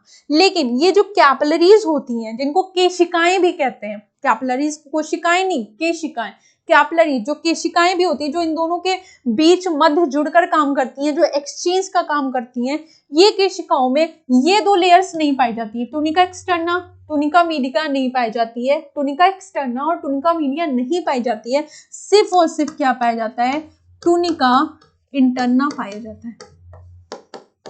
तो अब आप मुझे बताओ जिनमें एक लेयर सिर्फ पाया जाएगा उनसे एक्सचेंज करना आसान होगा, या जिनमें 3 लेयर पाया जा रहा है उनसे एक्सचेंज करना आसान होगा। तो आप बोलोगे मैम जिसमें एक लेयर पाया जा रहा है उनसे एक्सचेंज करना ज्यादा आसान होता है, ठीक है। तो ये कैपिलरीज जो होती है यहाँ पे क्या करती है, एक्सचेंज करती हैं। तो ये तो बात हो गया किसका, आर्टरीज, वेन्स और कैपिलरीज का। और इनके बारे में जानना है तो आर्टरीज क्या होती है, हार्ट से निकलती है पूरे बॉडी में जाती है, वेन्स क्या होती है, पूरी बॉडी का ब्लड लेके हार्ट में जाती है, कैपिलरीज आर्टरीज मतलब शुद्ध रक्त भी एक्सचेंज करती है, अशुद्ध रक्त भी करती है, ठीक है। और जो आर्टरीज है ऑक्सीजनेटेड ब्लड ले जाएगी, जो वेन्स है डीऑक्सीजनेटेड ले जाएगी, और जो कैपिलरीज यानी कि केशिकाएं होंगी वो दोनों को ले जाएंगी। जो ब्लड का प्रेशर है आर्टरीज में बहुत हाई होता है, वेन्स में लो होता है, और कैपिलरीज में भी क्या होता है, लो ही होता है, ठीक है। समझ गए कि नहीं। आर्टरीज में वॉल्व होते हैं, आर्टरीज में वॉल्व अब्सेंट होते हैं, और वेन्स में प्रेजेंट होते हैं, और कैपिलरी में भी क्या होते हैं, अब्सेंट होते हैं, ठीक है। तो ये सारे कुछ मैंने आपको कुछ बता दिया, आपको कैरेक्टर्स उसकी जरूरत नहीं थी। अब हम वापस अपने मुद्दे पे आते हैं कि ऊतक द्रव क्या होता है। मैंने बताया कि ये कोशिकाएं हैं, ठीक है। कोशिकाएं अपने चारों ओर एक तरह का तरल सिक्रीट करती हैं। वो तरल क्यों सिक्रीट करती हैं ये बताओ जरा। इसलिए सिक्रीट करती हैं कि जब यहाँ कैपिलरीज यानी कि केशिकाएं, ये केशिकाएं हैं कोशिकाएं हैं, इसीलिए हम इसको कैपिलरीज लिख रहे हैं ताकि आप कंफ्यूज ना हो, ठीक है। तो ये जब यहाँ से एक्सचेंज होगा और इनको कहाँ तक जाना है, इन कोशिकाओं तक जाना है, तो एक मीडियम भी तो चाहिए ना भाई। तो ये जो तरल है ये इनको एक्सचेंज कराने में क्या करता है, हेल्प करता है। और इसी तरल को हम क्या कहते हैं, ऊतक द्रव कहते हैं। इसी तरल को हम ऊतक द्रव कहते हैं या फिर लसिका कहते हैं। अब बताओ आसान है कि नहीं, इसी तरल को हम ऊतक द्रव या फिर लसिका कहते हैं, ठीक है। समझ में आया।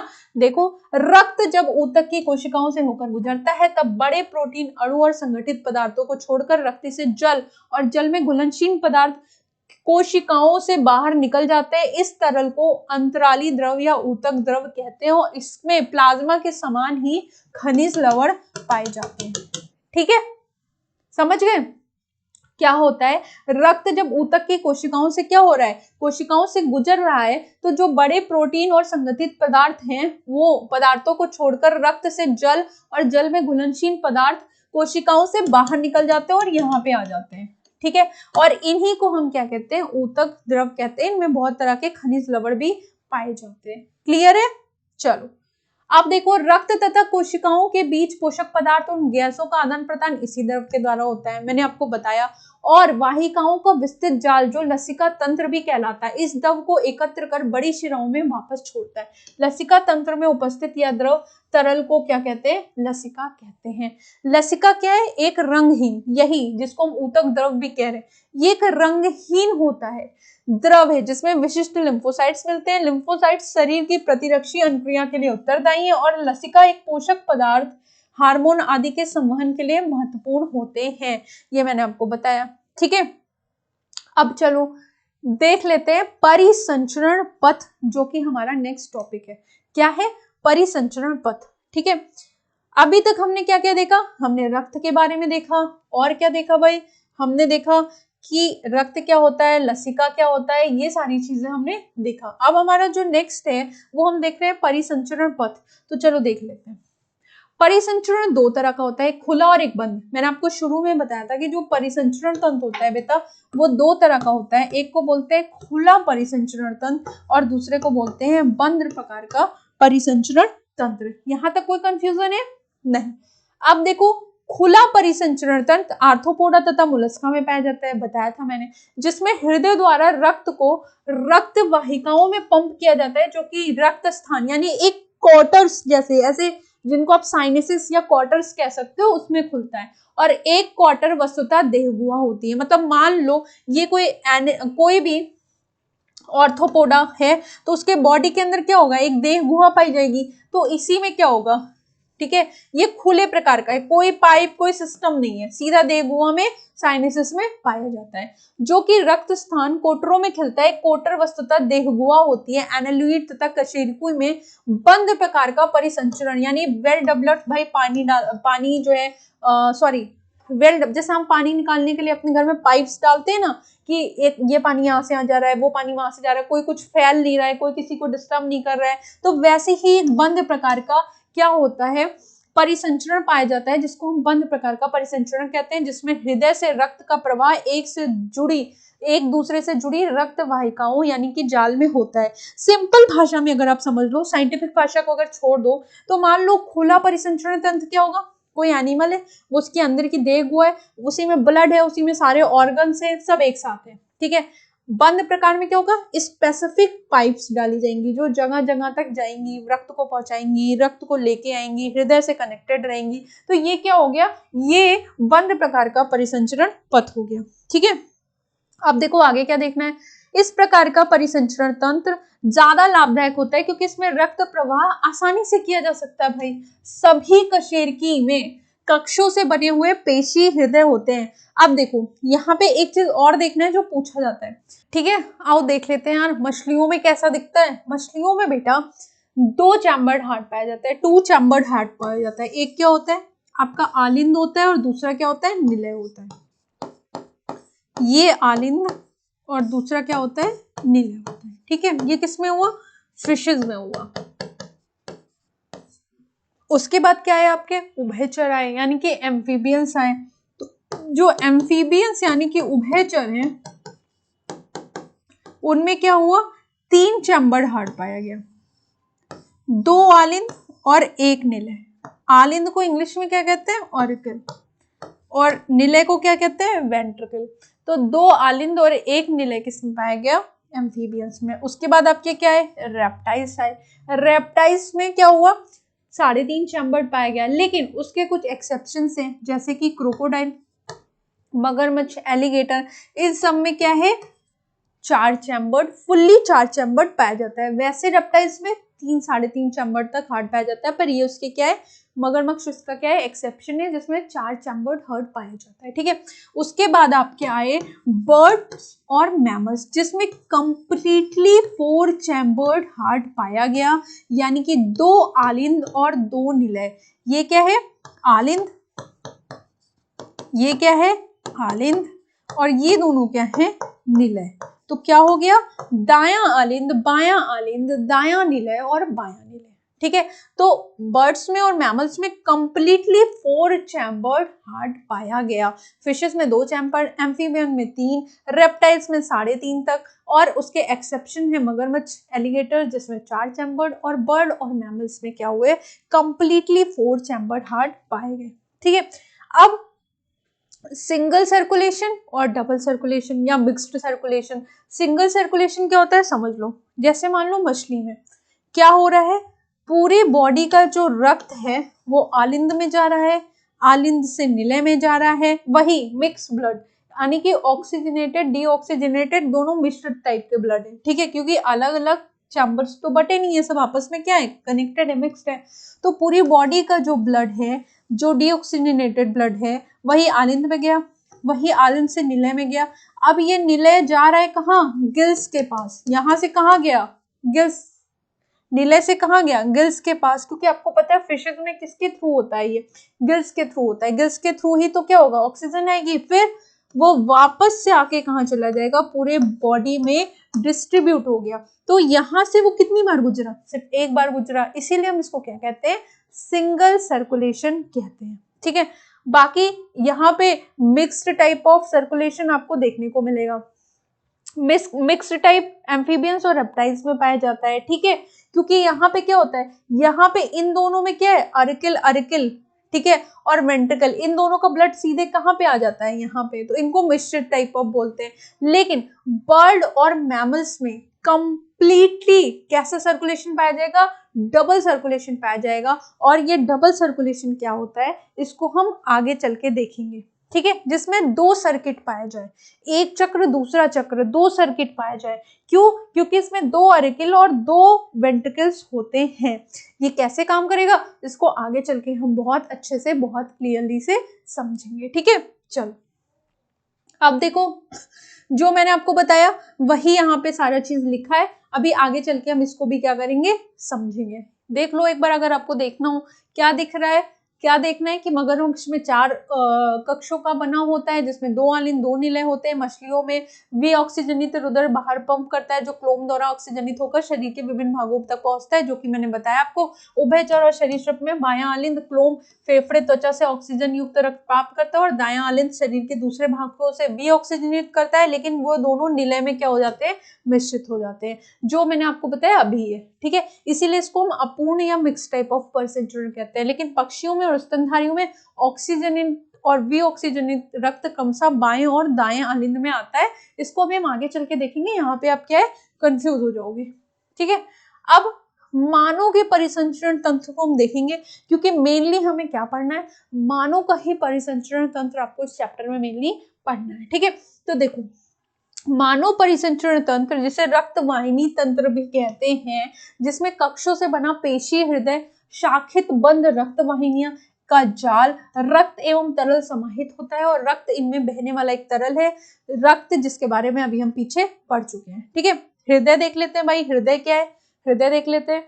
तो देखो, हृदय की उत्पत्ति मध्य जनन स्तर यानी कि मीजोडर्म से होती है। जैसे एक्टोडर्म, मीजोडर्म, एंडोडर्म, 3 लेयर्स होती हैं, 3 जर्म लेयर्स होती हैं, एक्टोडर्म, एंडोडर्म और मीजोडर्म। तो हृदय की उत्पत्ति किससे हो रही है, मीजोडर्म से हो रही है, और यह दोनों फेफड़ों के मध्य एक गुहा में स्थित होता है, और थोड़ा सा बाईं तरफ झुका होता है। जैसे ये आपके दोनों फेफड़े हैं, तो ये आपका हार्ट यहाँ पे होगा, और एकदम हल्का सा बाईं तरफ टिल्ट होगा, मेनली कहाँ होगा, बीच में, बस हल्का सा बाईं तरफ क्या होगा, टिल्ट होगा। बहुत लोगों को यही नहीं पता होता है कि हार्ट का पोजीशन क्या है ना।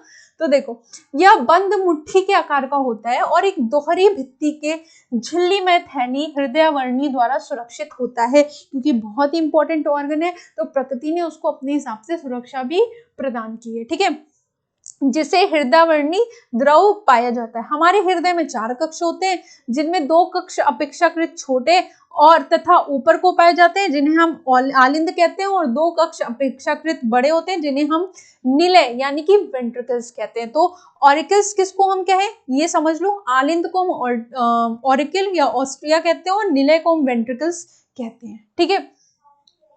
अब देखो आगे हम सीधे डायग्राम से ही समझाते हैं, तो आपको ज्यादा समझ में आएगा। देखो, ये आपकी बुक में एक डायग्राम है, जो कि आपको बहुत ही डरावना लगता होगा। लगता है कि नहीं लगता है, बताओ, जल्दी बताओ, लगता है कि नहीं लगता है, लगता है। चलो देखते हैं। अगर हम नॉर्मल एक हृदय का डायग्राम बनाए बेटा, पहले हम आपको खुद से बना के दिखा देते हैं एक रफली डायग्राम, जिससे आपके सारे कॉन्सेप्ट्स क्लियर हो जाए। फिर हम उसको डिटेल में पढ़ेंगे, फिर थोड़ा और डिटेल में पढ़ेंगे, ताकि आपका जो डर है वो डर आपका धीरे धीरे खत्म हो जाए, ठीक है। तो अगर एक रफली डायग्राम हम बनाए, तो हमने क्या देखा कि हृदय जो होता है वो 4 कक्षीय होते हैं। तो पहले 4 कक्ष बना लो,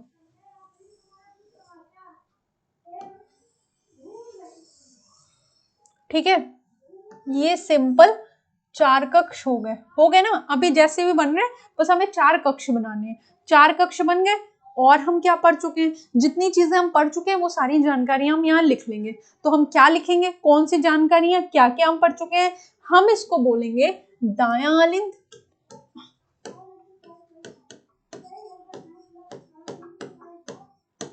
और दायां निलय, सॉरी दायां, ये बाएं साइड हुआ है ना, तो ये बायां हुआ, दायां आलिंद और बायां आलिंद, बायां आलिंद। उसके बाद ये क्या हुआ, दायां निलय, और ये क्या हुआ, बायां निलय। ये एक रफली स्ट्रक्चर है ताकि आपको याद रहे। आपने क्या देखा कि जो मैमल्स हैं, जो स्तनधारी हैं, उसमें 4 कक्षीय 4 चैम्बर्ड हार्ट यानी कि हृदय पाया जाता है। और उस 4 कक्षीय हृदय में कितने भाग होते हैं? 4 भाग होते हैं, एक दायां आलिंद, एक बायां आलिंद, एक दायां निलय और एक बायां निलय। ठीक है, अब देखो एक चीज और यहां से देख लेते हैं कि ब्लड का जो फ्लो है वो कैसा होता है, ये समझ लेते हैं। ठीक है, पूरी बॉडी से जो भी डीऑक्सीजनेटेड ब्लड होता है, पूरी बॉडी से जो भी डीऑक्सीजनेटेड ब्लड होता है वो कहां पहुंचाया जाता है? दाएं आलिंद तक।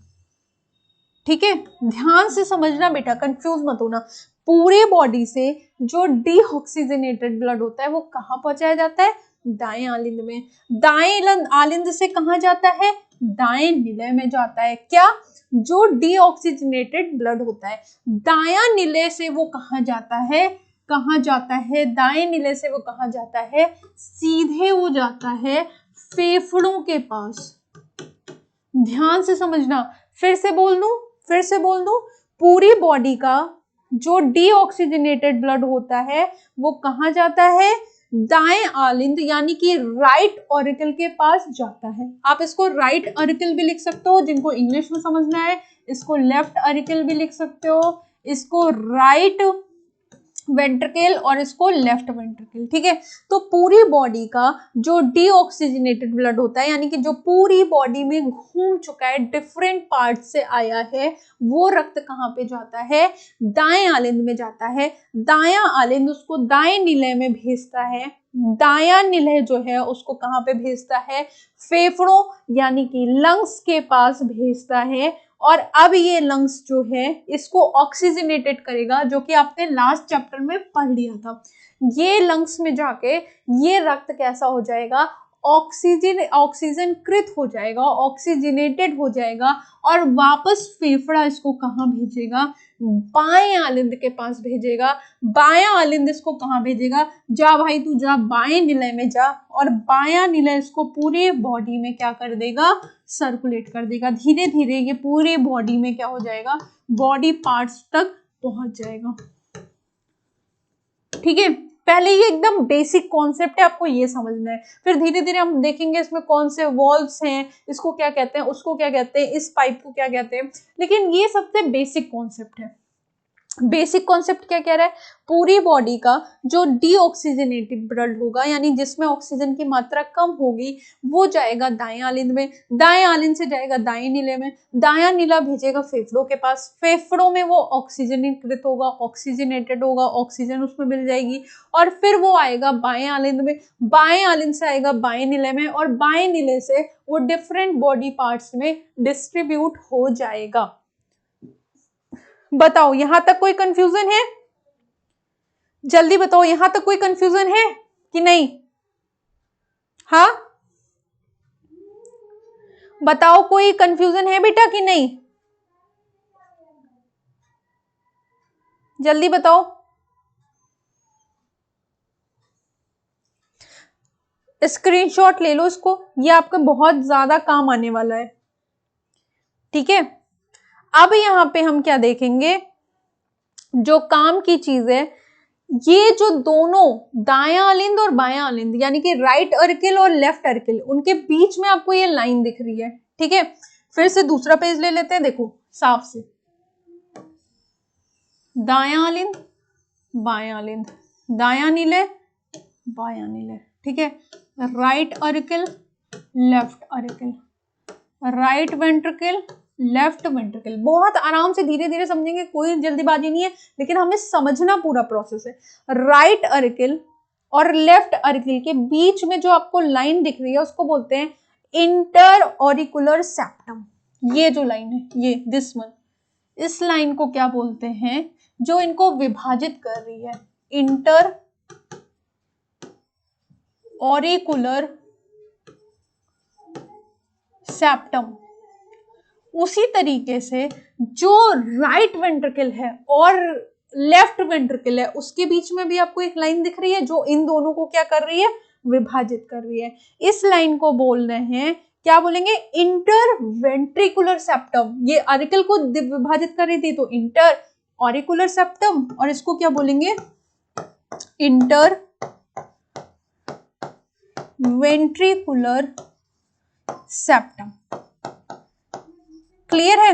अब आपको पता है बॉडी से ब्लड कहाँ जाएगा, सबसे पहले राइट ऑरिकल में जाएगा, राइट ऑरिकल उसको भेजेगा लेफ्ट राइट वेंट्रिकल में, राइट वेंट्रिकल से वो कहाँ जाएगा, लंग्स में जाएगा। यहाँ पे क्या होगा, लंग्स, और लंग्स से वापस वो कहाँ जाएगा, लेफ्ट ऑरिकल में, और लेफ्ट ऑरिकल से लेफ्ट वेंट्रिकल में, और लेफ्ट वेंट्रिकल से कहाँ जाएगा, बॉडी पार्ट्स में। ठीक है, इतना अपन को क्लियर है? क्लियर है ना? ये जो राइट ऑरिकल है और राइट वेंट्रिकल है, इनके बीच में एक वॉल्व पाया जाता है जिसको हम बोलते हैं त्रिवलनी वॉल्व, या फिर क्या बोलते हैं, ट्राइकस्पिड वॉल्व। अब आप पूछेंगे मैम वॉल्व क्यों पाया जा रहा है? देखो भाई, ऊपर से ब्लड नीचे गया तो फिर नीचे से वापस ऊपर न जाए, उसके लिए वॉल्व लगे होते हैं। जैसे अपन पानी की पाइप्स में वॉल्व लगाते हैं ना, ताकि पानी वापस पीछे ना जा सके, तो वैसे ही यहाँ पे भी सुरक्षा के लिए कि ब्लड फ्लो वापस से उल्टा ना हो जाए, इसके लिए वॉल्व लगे होते हैं। ठीक है, अभी जब आप देखेंगे, जब संकुचन होगा, शिथिलन होगा, तो यहाँ पे फिर आप वॉल्व का महत्व समझ पाएंगे। अभी आपको बस समझना है कि राइट ऑरिकल और राइट वेंट्रिकल के बीच में त्रिवलनी वॉल्व यानी कि ट्राइकस्पिड वॉल्व पाया जा रहा है। उसी तरीके से लेफ्ट ऑरिकल और लेफ्ट वेंट्रिकल के बीच में बाइकस्पिड, दो, यहाँ पे त्रि था, यहाँ पे बाई, यानी कि द्विवलनी,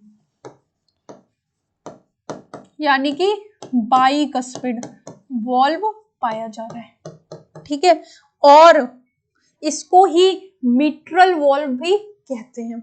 इतना क्लियर है? ये सारे टर्म्स क्लियर हैं जो मैंने समझाए अभी? जल्दी बताओ। एक चीज यहां पे और समझना है कि लेफ्ट वेंट्रिकल से जो डिफरेंट बॉडी पार्ट्स में ब्लड ले जा रहा है, उसको हम क्या बोलेंगे, उसको हम बोलते हैं सिस्टमिक एरोटा या आर्च। इसको, ये लेफ्ट वेंट्रिकल से जो डिफरेंट बॉडी पार्ट तक ले जा रहा है, उसको हम बोलते हैं सिस्टमिक एरोटा। यहाँ पे आपको एक एक्सेप्शन भी देखने को मिलेगा। वो एक्सेप्शन क्या है, पढ़ा होगा, अभी तक तो आप पढ़ चुके होंगे। आपको पता है आर्टरीज जो होती हैं वो शुद्ध रक्त ले जाती हैं, और वेन्स जो होती हैं वो डीऑक्सीजनेटेड ब्लड ले जाती हैं, आर्टरीज जो होती हैं वो ऑक्सीजनेटेड ब्लड ले जाती है। लेकिन यहाँ पे आपको उसका उल्टा देखने को मिलेगा, और ये क्या है, ये एक्सेप्शन है। एक्सेप्शन क्या है, ध्यान से समझो। एक्सेप्शन ये है बेटा कि पल्मोनरी वेन्स जो हैं, पल्मोनरी वेन्स ये क्या कर रही हैं, लंग से ऑक्सीजनेटेड ब्लड ले जा रही हैं। लंग्स से यहाँ पे लेफ्ट ऑरिकल में जो आ रहा है, जो ब्लड आ रहा है, वो तो ऑक्सीजनेटेड हुआ। लंग्स से ऑक्सीजन, लंग्स से क्या हो गया, ऑक्सीजनेटेड हुआ, वापस से उसको लेफ्ट ऑरिकल में भेजा गया। तो यहाँ पे आर्टरी को आना चाहिए था ना, क्योंकि शुद्ध रक्त कौन ले जाता है, जो ऑक्सीजनेटेड ब्लड होता है उसको कौन ले जाता है, आर्टरीज ले जाती है। लेकिन यहाँ पे ये एक्सेप्शन है, ये कौन ले जा रहा है, पल्मोनरी वेन। पल्मोनरी को हिंदी में क्या कहते हैं, फुसफुसीय। ठीक है, और अब यही एक्सेप्शंस आपको इधर भी देखने को मिलेगा। क्या देखने को मिलेगा बताओ, लेफ्ट, अब यहां से राइट वेंट्रिकल से ब्लड कहां पे जा रहा है, लंग्स में जा रहा है, और उसको पल्मोनरी आर्टरी लेके जा रही है। यहां से देखो, यहां से कौन लेके जा रहा है, ये देखो, ये लंग्स तक कौन लेके जा रहा है डीऑक्सीजनेटेड ब्लड को, पल्मोनरी आर्टरी।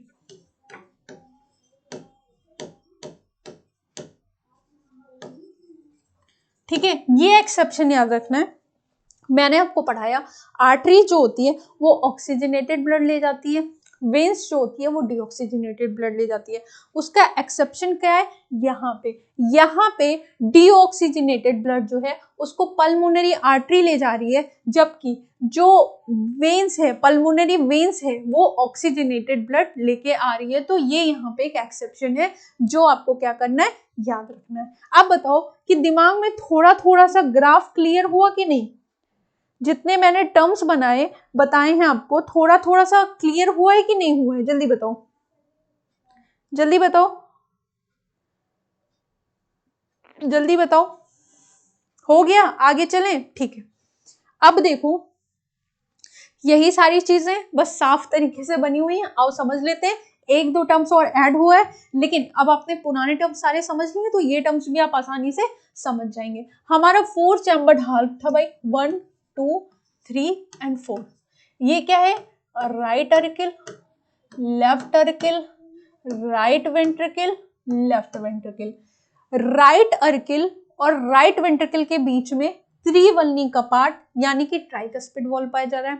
लेफ्ट अर्किल और लेफ्ट वेंट्रिकल के बीच में द्विवल्नी कपाट यानी बाइकस्पिड या मिट्रल वॉल्व्स पाया जा रहा है।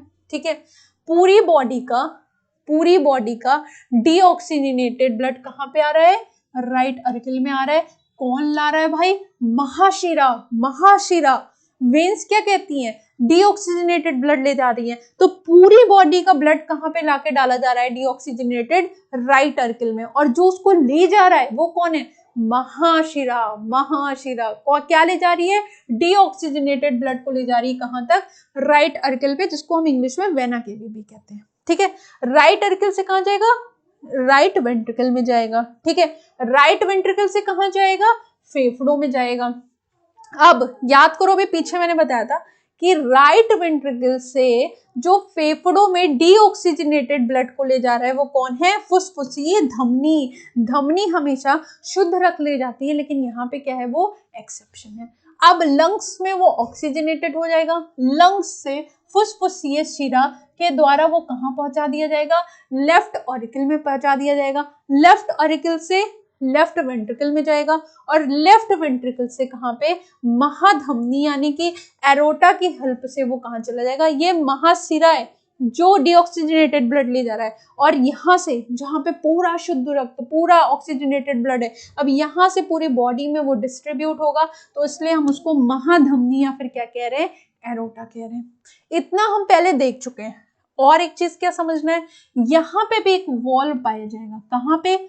जो लेफ्ट वेंट्रिकल से पूरी बॉडी में डिस्ट्रीब्यूट हो रहा है महाधमनी के थ्रू, और जो राइट वेंट्रिकल से फेफड़े में जा रहा है। यहाँ पे भी एक वॉल्व पाया जाएगा। इन दोनों जगह पे एक वॉल्व पाया जाएगा ताकि ये ब्लड वापस बैक ना हो सके, और उन वॉल्व को बोलते हैं सेमी ल्यूनर वॉल्व। इंग्लिश में क्या बोल सकते हैं? SLV, semi lunar valve. Hindi में क्या बोल सकते हैं? अर्धचंद्रवलनी। क्या बोलेंगे? अर्धचंद्रवलनी। और ये वॉल्व को याद रखना, अभी आगे हम इसके बारे में क्या करेंगे? बात करेंगे SLV के बारे में। ठीक है, आगे चलें। चलो, अब ये क्या है मैम? ये अपने हार्ट में कौन सा डायग्राम बनाया है?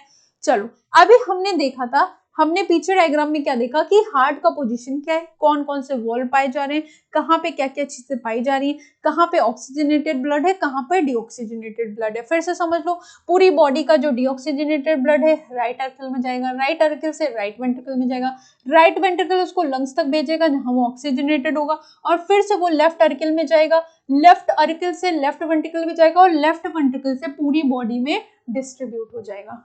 ठीक है, ये हार्ट की क्या है? वॉल है। कितने लेयर्ड है? 3 लेयर्ड है। सबसे बाहरी वाले को एपिकार्डियम बोलते हैं, बीच वाले को मायोकार्डियम बोलते हैं, और सबसे अंदर वाले को क्या बोलते हैं? एंडोकार्डियम बोलते हैं। ठीक है, और अब हार्ट का फंक्शनिंग कैसा होता है और क्या क्या उसमें और पाया जाता है? देखो, ये जो राइट अर्किल है, अपन को ये पता है राइट अर्किल है, ये क्या है? लेफ्ट अर्किल है, ये क्या है? राइट वेंट्रिकल है, ये क्या है? लेफ्ट वेंट्रिकल है। अब इतना हमें पता चल गया, आलिंद आलिंद, निलय निलय, दायालिंद दायानिलय, बायालिंद बायानिलय। ठीक है, तो अब देखो क्या हो रहा है, जो राइट ऑरिकल है, दायां आलिंद है, उसके यहाँ पे इस पोजीशन पे एक नोड पाया जा रहा है जिसको हम सिनोआर्टियल नोड या शॉर्ट फॉर्म में क्या कहते हैं? ऐसे नोड, और ये पेस मेकर की तरह काम करता है। अब आप बोलेंगे मैम पेस मेकर क्या होता है? मेकर मतलब क्या है? जो बना रहा है। पेस मतलब क्या होता है? पिच, यानी कि जो हमारे हार्ट को धड़कने के लिए क्या कर रहा है? वो कर रहा है कि आप कह सकते हो एनर्जी या प्रोत्साहित कर, उसकी वजह से हार्ट क्या हो रहा है? धड़क रहा है, गति दे रहा है कि भाई धक धक धक धक धक धक धक धक। कौन कर रहा है? ये ऐसे नोड। तो जिनका ये खराब हो जाता है फिर उनका ये चेंज भी किया जाता है। ठीक है, ऐसे नोड पेस मेकर उनमें बाहर से भी लगाया जाता है। ठीक है, तो देखो ये ऐसे नोड कहाँ पे है? राइट ऑरिकल के ऊपरी भाग में। राइट अरिकल के ही नीचे भाग में एक और नोड पाया जा रहा है जिसको हम एवी नोड, आर्टियो वेंटिकुलर नोड कह रहे हैं। राइट अरिकल से आपको दिख रहा है कुछ तरंगे निकलती हुई आ रही हैं जिनको हम क्या बोल रहे हैं, इंटरनोडल फाइबर। इन तरंगों को क्या कहते हैं, इंटरनोडल फाइबर। राइट, ये ऐसे नोड से निकली, ऐसे नोड से निकल के कहां तक गई, ये कहां तक गई, एवी नोड तक। और एवी नोड से, ये देखो एवी नोड से आपके यहां से होके ये जा रही हैं, इनको आप एवी बंडल्स कह सकते हो। ये क्या है, एवी बंडल्स। और फिर ये नीचे जाके यहाँ पे, ये देखो नीचे जाके आपके मायोकार्डियम से, यानी कि जो ये आपका निलय वाला पोर्शन है, यहाँ पे लिपट जाती हैं और इनको हम बोल रहे हैं कि आपका परकिंजे तंतु। ठीक है, अब देखो कई जगहों पे ऐसा लिखा होता है कि ये जो क्या है आपका, ये जो आपका एवी नोड है, इससे जो ये मोटी मोटी आपको ये दिख रही है तरंगे, इसको एवी बंडल्स कहते हैं। क्या कहते हैं, एवी बंडल्स। ये राइट और लेफ्ट, ठीक है। और ये एवी बंडल्स और ये परकिंजे तंतु मिलकर बंडल ऑफ हिस बनाते हैं। कुछ जगह पे ये लिखा होता है, कुछ जगह पे ये है कि इसको आप क्या कह रहे हो, बंडल ऑफ हिस कह रहे हो, और ये आगे चल के परकिंजे में, यहाँ पे परकिंजे तंतु बनाती हैं। ठीक है, तो ये जो डायग्राम है क्या दिखा रहा है, ऐसे नोड क्या कर रहा है, गति दे रहा है, यानी कि वो ऐसे नोड काम कर रहा है, वो हृदय को क्या कर रहा है, मूवमेंट कर रहा है, मूवमेंट दे रहा है कि भाई उसके लिए उसको किसी की जरूरत नहीं है, हृदय को किसी को कहना नहीं पड़ता है कि भाई तुम धड़को, वो अपने आप इतनी एनर्जी प्रोड्यूस कर रहा है कि वो धड़क रहा है। इस चीज में उसकी हेल्प कौन कर रहा है, आरए नोड। आरए नोड से जो तरंगे जा रही हैं वो कहां तक जा रही हैं, एवी नोड तक जा रही हैं। क्या जा रहा है, इसको हम क्या कह रहे हैं, इंटरनोडल फाइबर्स कहां तक जा रहे हैं, एवी नोड तक जा रहे हैं। एवी नोड से कहां जा रहे हैं, बंडल ऑफ हिस तक जा रहे हैं। और बंडल ऑफ हिस से कहां तक जा रहे हैं, परकिंजे फाइबर तक, जो कि मायोकार्डियम यानी जो निलय वाला एरिया है वहां पे क्या है, लिपटे हुए हैं। तो देखो एवी नोड क्या कर सकता है, सिर्फ इसको, ये जो हृदय धड़क रहा है इसको घटा सकता है या बढ़ा सकता है। ठीक है, सिर्फ घटा सकता है या बढ़ा सकता है। कोई भी हृदय को, हृदय आपकी मर्जी से कंट्रोल नहीं होता या किसी और की मर्जी से कंट्रोल नहीं होता है। हृदय क्या होगा, अगर बंद हो गया तो इंसान का टिकट कट गया, समझ रहे हो ना। तो ये डायग्राम भी जो है बेटा वो बहुत इंपॉर्टेंट है, स्क्रीनशॉट ले लो। पहले इस वाले डायग्राम का ले लो क्योंकि ये भी बहुत इंपॉर्टेंट है। ले लिया, अब इसका ले लो,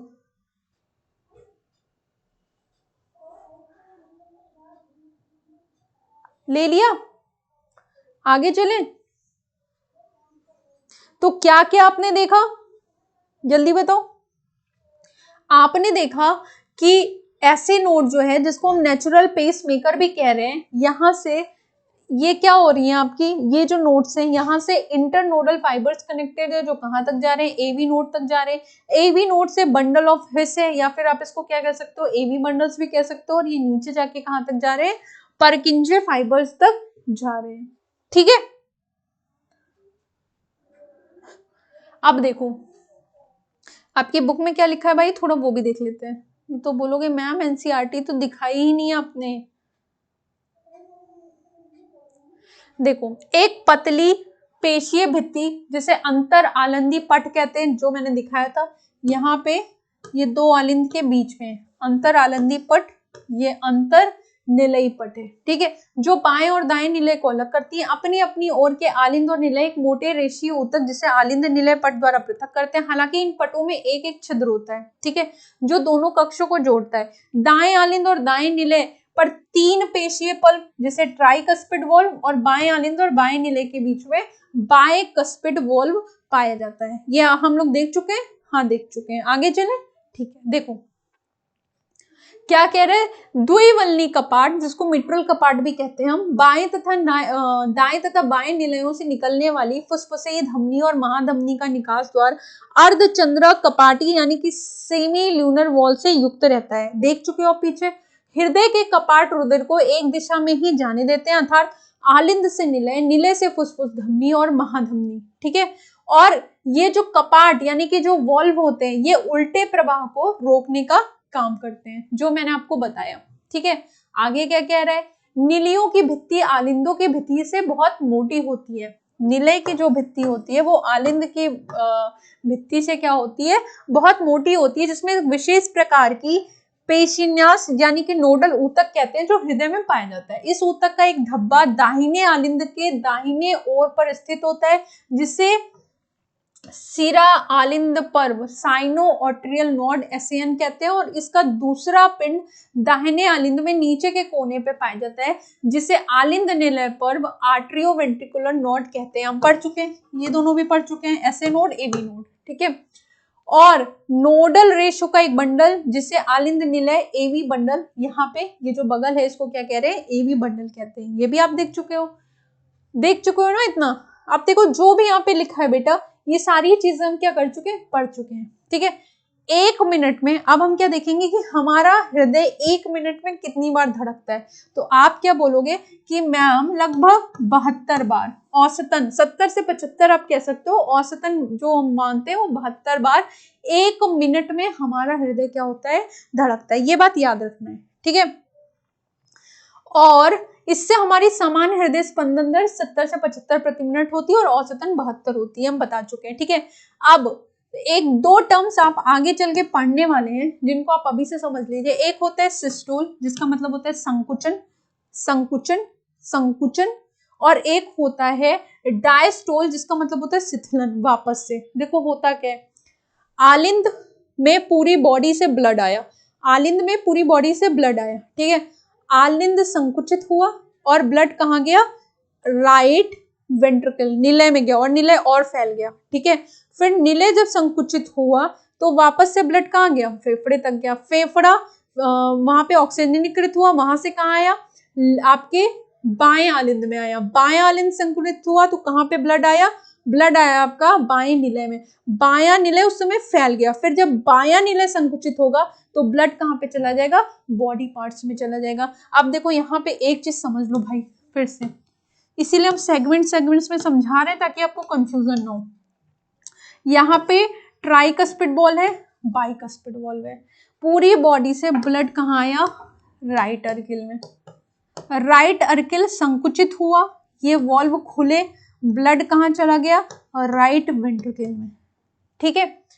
और जिस समय ये प्रोसेस हो रहा है उसी समय, जब ये वॉल्व खुले उसी समय यहाँ लंग्स से जो ऑक्सीजनेटेड ब्लड आया था लेफ्ट अर्किल में, वो ब्लड कहाँ चला जाएगा, लेफ्ट वेंट्रिकल में। यानी कि ये दोनों वॉल्व जब खुलेंगे तो राइट ऑरिकल का डीऑक्सीजनेटेड ब्लड राइट वेंट्रिकल में आ जाएगा और लेफ्ट ऑरिकल का ऑक्सीजनेटेड ब्लड लेफ्ट वेंट्रिकल में आ जाएगा, ठीक है।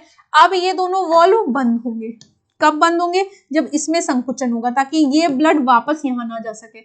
अब जब इसमें संकुचन होगा तो राइट वेंट्रिकल का ब्लड कहाँ पे जाएगा, लंग्स में चला जाएगा, और लेफ्ट वेंट्रिकल का ब्लड कहाँ जाएगा, बॉडी पार्ट्स में चला जाएगा।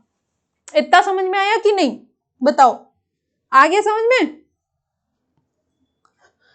अब देखो, हाँ इस अभी चलो अच्छा आगे बता देंगे सेमी ल्यूनर वॉल के बारे में। हृदय चक्र, हृदय चक्र क्या होता है देख लो, हृदय कैसे काम करता है, ठीक है। आपने देखा कि हृदय के चारों कक्ष शिथिल अवस्था में रहते हैं। पहले हृदय के ये जो चारों कक्ष हैं वो कैसे हैं, शिथिल अवस्था में है, ठीक है, शांत एकदम भरे, ठीक है। अब क्या होगा, हृदय अनुशीतलन अवस्था में है, शिथिल अवस्था में, अर्थात हृदय जो है अनुशीतलन अवस्था में। इस समय त्रिवलन और द्विवलन कपाट क्या होते हैं, खुले होते हैं। यहाँ पे त्रिवलन और द्विवलन कपाट क्या होंगे, खुले होंगे, ठीक है, जिससे रक्त फुसफुस शिरा और महाशिरसा क्रमशः बाएं और दाएं आलिंद से होता हुआ दाएं और बाएं निलय में भर जाएगा, जो मैंने अभी आपको पहले बताया। और अर्धचंद्र पट्टिका, यानी कि आपका जो मैंने आपको बताया था ना एसएलवी सेमी ल्यूनर वॉल्व, उसकी बात कर रहे हैं, ठीक है।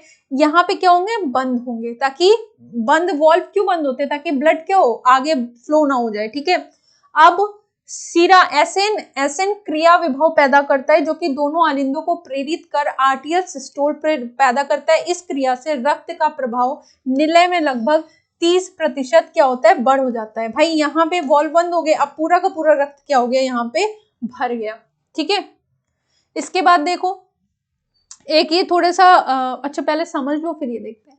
निलय में क्रिया विभव का संचालन आलिंद निलय तथा आलिंद निलय बंडल द्वारा होता है, जहां से हिज के बंडल इसे वेंट्रिकुलर मस्कुलेचर तक पहुंचाता है। इस कारण निलयी पेशियों में संकुचन होता है, अर्थात निलय प्रकुंचन इस समय आलिंद विश्राम अवस्था में जाते हैं। इस आलिंद को अनुशिथिलन कहते हैं। देखो ये भाई आपको अभी जो मैंने समझाया ये वही सारी चीजें लिखी हुई है आपकी बुक में, थोड़ा टफ भाषा में लिखी हुई है, ठीक है। हाँ, यहां से हमें ये देखना है, हृदय स्पंदन 1 मिनट में 72 बार होता है, अर्थात 1 मिनट में कई बार हृदय चक्र होता है। इससे एक चक्र का समय 0.8 सेकंड होता है, ठीक है। और प्रत्येक हद चक्र में निलय 70 मिलीलीटर रक्त पंप करता है, जिसे प्रवाह आयतन कहते हैं। अब आप बोलोगे मैम ये क्या कह रहा है, समझ में नहीं आ रहा, तो और समझ लो। देखो ये हमारा क्या था, हृदय था, 4 चैम्बर था, यहाँ पे सेमी ल्यूनर वॉल्व थे, ठीक है। एक बार जब एक चक्र चलता है, ठीक है, एक बार क्या हुआ, संकुचन हुआ और शिथिलन हुआ, एक बार संकुचन हुआ एक बार शिथिलन हुआ, यानी कि एक चक्र जब कंप्लीट हुआ तो एक चक्र कंप्लीट होने में कितना टाइम लगता है, एक हृदय चक्र कंप्लीट होने पे 0.8 सेकेंड लगते हैं, ठीक है। और अच्छा इसमें हम बाद में जाएंगे। अब देखो एक चक्र जब कंप्लीट होता है बेटा तो प्रत्येक निलय से 70 ml रक्त निकलता है, ठीक है। यहां से निलय से 70 ml रक्त क्या होता है, निकलता है एक हृदय चक्र में, और एक हृदय चक्र कितने देर का होता है, 0.8 सेकंड का होता है। 1 मिनट में हृदय कितनी बार धड़कता है, 72 बार औसतन, ठीक है। तो अगर हम 1 मिनट में हृदय निकास की बात करें तो देखो एक हृदय चक्र में कितना निकल रहा है, 70 ml रक्त निकल रहा है प्रत्येक निलय से, जिसको हम प्रवाह आयतन भी कहते हैं। और चूंकि 1 मिनट में 72 बार क्या होता है, हृदय धड़कता है, तो अगर कोई पूछे कि 1 मिनट में पूरा कितना ब्लड निकल रहा है, तो आप इस 72 से 70 ml को मल्टीप्लाई कर दोगे, लगभग 5 लीटर ब्लड जो होता है वो हृदय निकास होता है पूरे 1 मिनट में, ठीक है। इसका फॉर्मूला क्या है, हृदय की धड़कन इंटू प्रवाह आयतन, प्रवाह आयतन यहाँ पे क्या था, 70 ml था, ठीक है। अब देखो एक चीज जो छूट गई वो क्या थी, कि एक हृदय चक्र में आपको दो ध्वनियां सुनने को मिलती हैं, एक लब और एक डुप। जैसे आप बोलते हैं ना धक धक धक धक धक धक, हृदय कैसे धड़कता है, धक धक धक धक, आपने टीवी या मूवीज में देखा होगा, वो एग्जैक्टली धक धक धक धक नहीं होती है, वो लब और डुप होती है, लब डुप लब डुप लब डुप लब डुप, ठीक है। तो एक हृदय चक्र में आपको ये दोनों ही ध्वनियां क्या होंगी, सुनने के लिए मिलेगी। अब देखो ये ध्वनियां सुनने के लिए कैसे मिलती हैं, ये देख लेते हैं कि आखिर ये होती कब है, कब ये आपको जो ये जो साइन है आपका, ये जो ध्वनियां है आपकी, ये आखिर आपको कब सुनने को मिलती हैं, ठीक है। तो एक बात बताओ पहले, यहाँ पे एक चीज क्लियर हो गई कि ऐसे नोड में क्या होता है, ये अपर पार्ट में सिचुएटेड होता है राइट ऑरिकल के, ठीक है। क्या करता है, इम्पल्स जनरेट करता है ताकि हमारा हार्ट क्या हो, पंप कर सके, उसके लिए क्या होगा, इम्पल्स जनरेट करेगा। और क्या करेगा, ये किसी से सिचुएटेड नहीं होगा, इससे जो बीच के फाइबर्स होंगे वो कहाँ जाके मिलेंगे, एबी नोड से मिलेंगे। एबी नोड क्या करता है बेटा, ये राइट ऑरिकल के नीचे वाले पार्ट पे, यानी कि जहां पे ऑरिकुलो वेंट्रिकुलर जंक्शन होता है, ये वहां पे सिचुएटेड होता है, ठीक है। क्या काम करेगा भाई, ये कोई इम्पल्स नहीं जनरेट करता है बल्कि उसको स्ट्रेटन करता है, ठीक है, यानी कि उसकी गति को बढ़ा सकता है। जैसे आप दौड़ रहे हैं, आपको कोई इमरजेंसी कंडीशन है, आपकी तंत्रिका तंत्र ने बोला कि नहीं भाई सांप आ गया, भागो या दौड़ना है, तो हृदय जल्दी जल्दी काम करेगा ताकि जल्दी जल्दी ऑक्सीजन कहाँ तक हो, कोशिकाओं तक पहुंच सके। तो उसका जो नियंत्रण है वो कौन करता है, एवी नोड करता है, ठीक है। बताओ इसमें कोई कंफ्यूजन है, नहीं। तो चलो अब हम 2 साइन के बारे में बात करेंगे, जो 2 हमारे पीछे हमने देखे जो साइन थे, लब और डुप।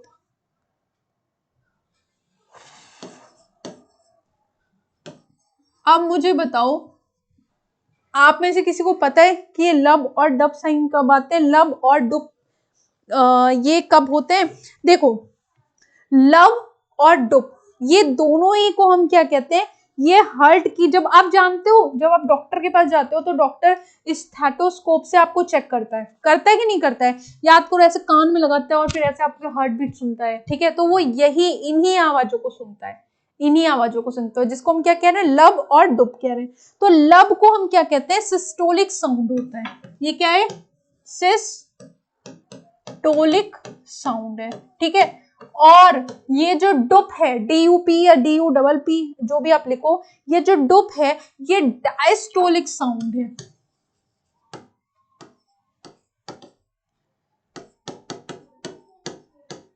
ठीक है। चलो अब देख लेते हैं, पहला ये कि इसको सिस्टोलिक साउंड कह रहे हैं, इसको डायस्टोलिक साउंड कहते हैं। अब ये जो लब है ये कब होता है, ये तब होता है बेटा जब क्लोजर होता है किसका, ऑरिकुलो वेंटिकुलर वॉल्स, यानी कि जब आपने देखा था, यहां से समझो ऐसे भाई, यहाँ पे ट्राइकस्पिड वॉल था, यहाँ पे बाइकस्पिड वॉल था। पहले एक छोटी सी चीज समझो, जब हम दरवाजा खोलते हैं तो आवाज नहीं आती है या बहुत धीमी आवाज आती है, लेकिन जब हम कोई दरवाजा बंद करते हैं तो धड़ से आवाज आती है। तो जब ये बाइकस्पिड और ट्राइकस्पिड वॉल बंद होते हैं, मैंने बताया था ना ये बंद होते हैं पहले, तो जब ये ट्राइकस्पिड और बाइकस्पिड वॉल खुले होते हैं, जब ब्लड को यहाँ से यहाँ आना होता है, फिर ये क्या होते हैं, ये बंद होते हैं। तो जब ये बंद होते हैं, जब ये बंद होते हैं तो हमें कौन सा साइन सुनाई देता है, हमें कौन सी आवाज सुनाई देती है, हमें लब का आवाज सुनाई देता है। जब क्या होता है, ट्राइकस्पिड और बाइकस्पिड वॉल्व क्या होते हैं, बंद होते हैं। और ये फर्स्ट हार्ट साउंड होता है, क्या है, फर्स्ट हार्ट साउंड। कब होगा, कब होगा, जब बाइकस्पिड और ट्राइकस्पिड वॉल्व क्या होंगे, बंद होंगे। फिर से समझ लो, कब सुनाई देगा लब का साउंड, फर्स्ट हार्ट साउंड है, जब बाइकस्पिड और ट्राइकस्पिड वॉल्व बंद होंगे तब सुनाई देगा। और ये इंडिकेट्स करता है beginning of the ventricular systole, ठीक है। उसी तरीके से जो डुप है ये कब सुनाई देगा, जब सेमील्यूनर वॉल्स बंद होंगे। सेमील्यूनर वॉल्व पता है ना, यहाँ पे होते हैं। जब सेमील्यूनर वॉल्व बंद होते हैं तब कौन सा साइन आता है, डुप का साइन आता है, डप, लब डप, लब डप, ठीक है। और ये सेकेंड हार्ट साउंड होता है, जो डप का साउंड होता है बेटा वो सेकेंड हार्ट साउंड होता है, और ये इंडिकेट करता है बिगिनिंग ऑफ वेंट्रिकुलर डायस्टोल, ठीक है। तो ये दो हमने साउंड के बारे में बात कर दी, जो हमें सुनाई देती है जब डॉक्टर आपको चेक करता है, ये हमारे हार्ट की साइंस वो होती है जो आपको सुनाई देती है, ये साउंड होते हैं, साइन नहीं साउंड होते हैं, ठीक है। देखो यहाँ पे लिखा भी होगा भाई कि त्रिवलनी और द्विवलनी कपाट बंद हो जाते हैं और रक्त विपरीत दिशा यानी आलिंद में नहीं आता है, ठीक है। यहां से देख लो, चाहे तो आगे देख लेते, चलो। इसके बाद देखो, जैसे ही नीलनी दबाव बढ़ता है तो सेमील्यूनर वॉल्व जो कि फुसफुसीय धमनी या महाधमनी पर स्थित होते हैं खुलने के लिए मजबूर हो जाते हैं, जिससे रक्त इन धमनियों से होता हुआ परिसंचरण मार्ग में चला जाता है। निलय अब शिथिल हो जाते हैं और इसे निलयी अनुशिथिलन कहते हैं। इस प्रकार निलय का दाब कम हो जाता है, जिससे अर्धचंद्रिका पाटिका बंद हो जाती है, जिससे रक्त का विपरीत प्रभाव निलय में नहीं होता है, ठीक है। तो ये हमने ये सारी चीजें देख ली। अब देखो,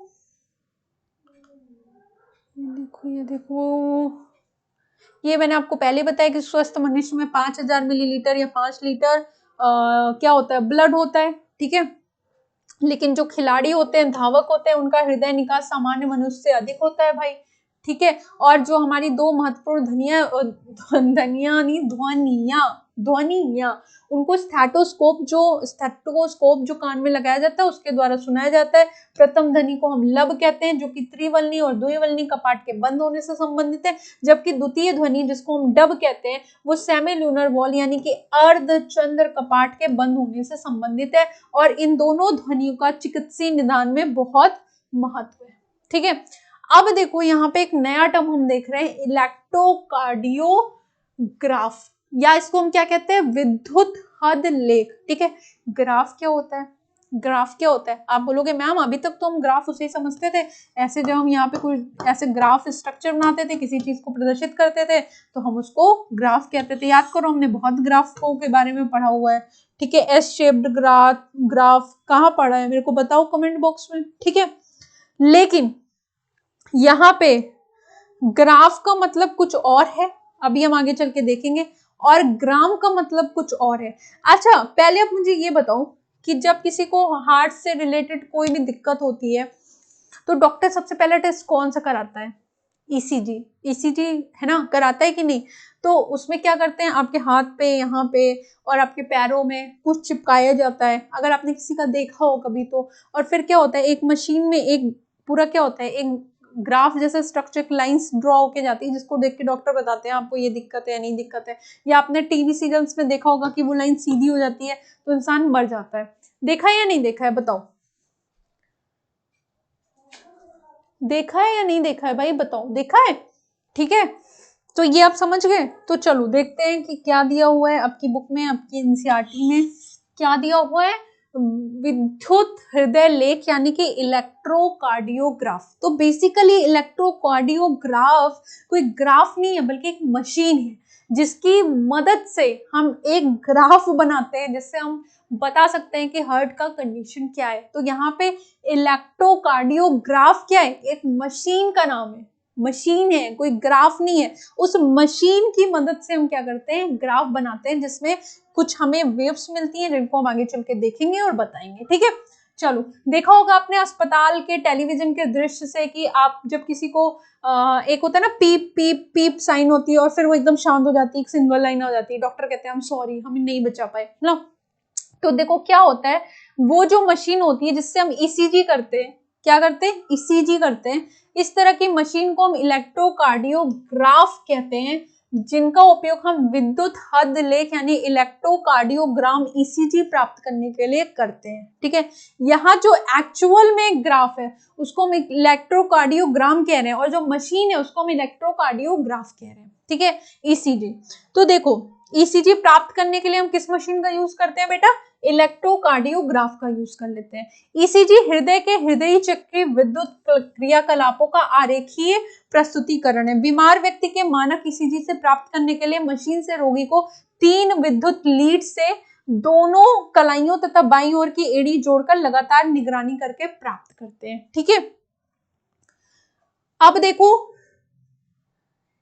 यहाँ पे, ये मत देखो आप, ये देखो यहाँ पे, ये डायग्राम देख लेते हैं। ये आपकी बुक में एक डायग्राम दिया हुआ है, मानो ईसीजी का रेखांतरण। जब ईसीजी किसी का भी होता है, ठीक है, मशीन से, तो इस तरीके की कुछ हमें वेव्स मिलती हैं।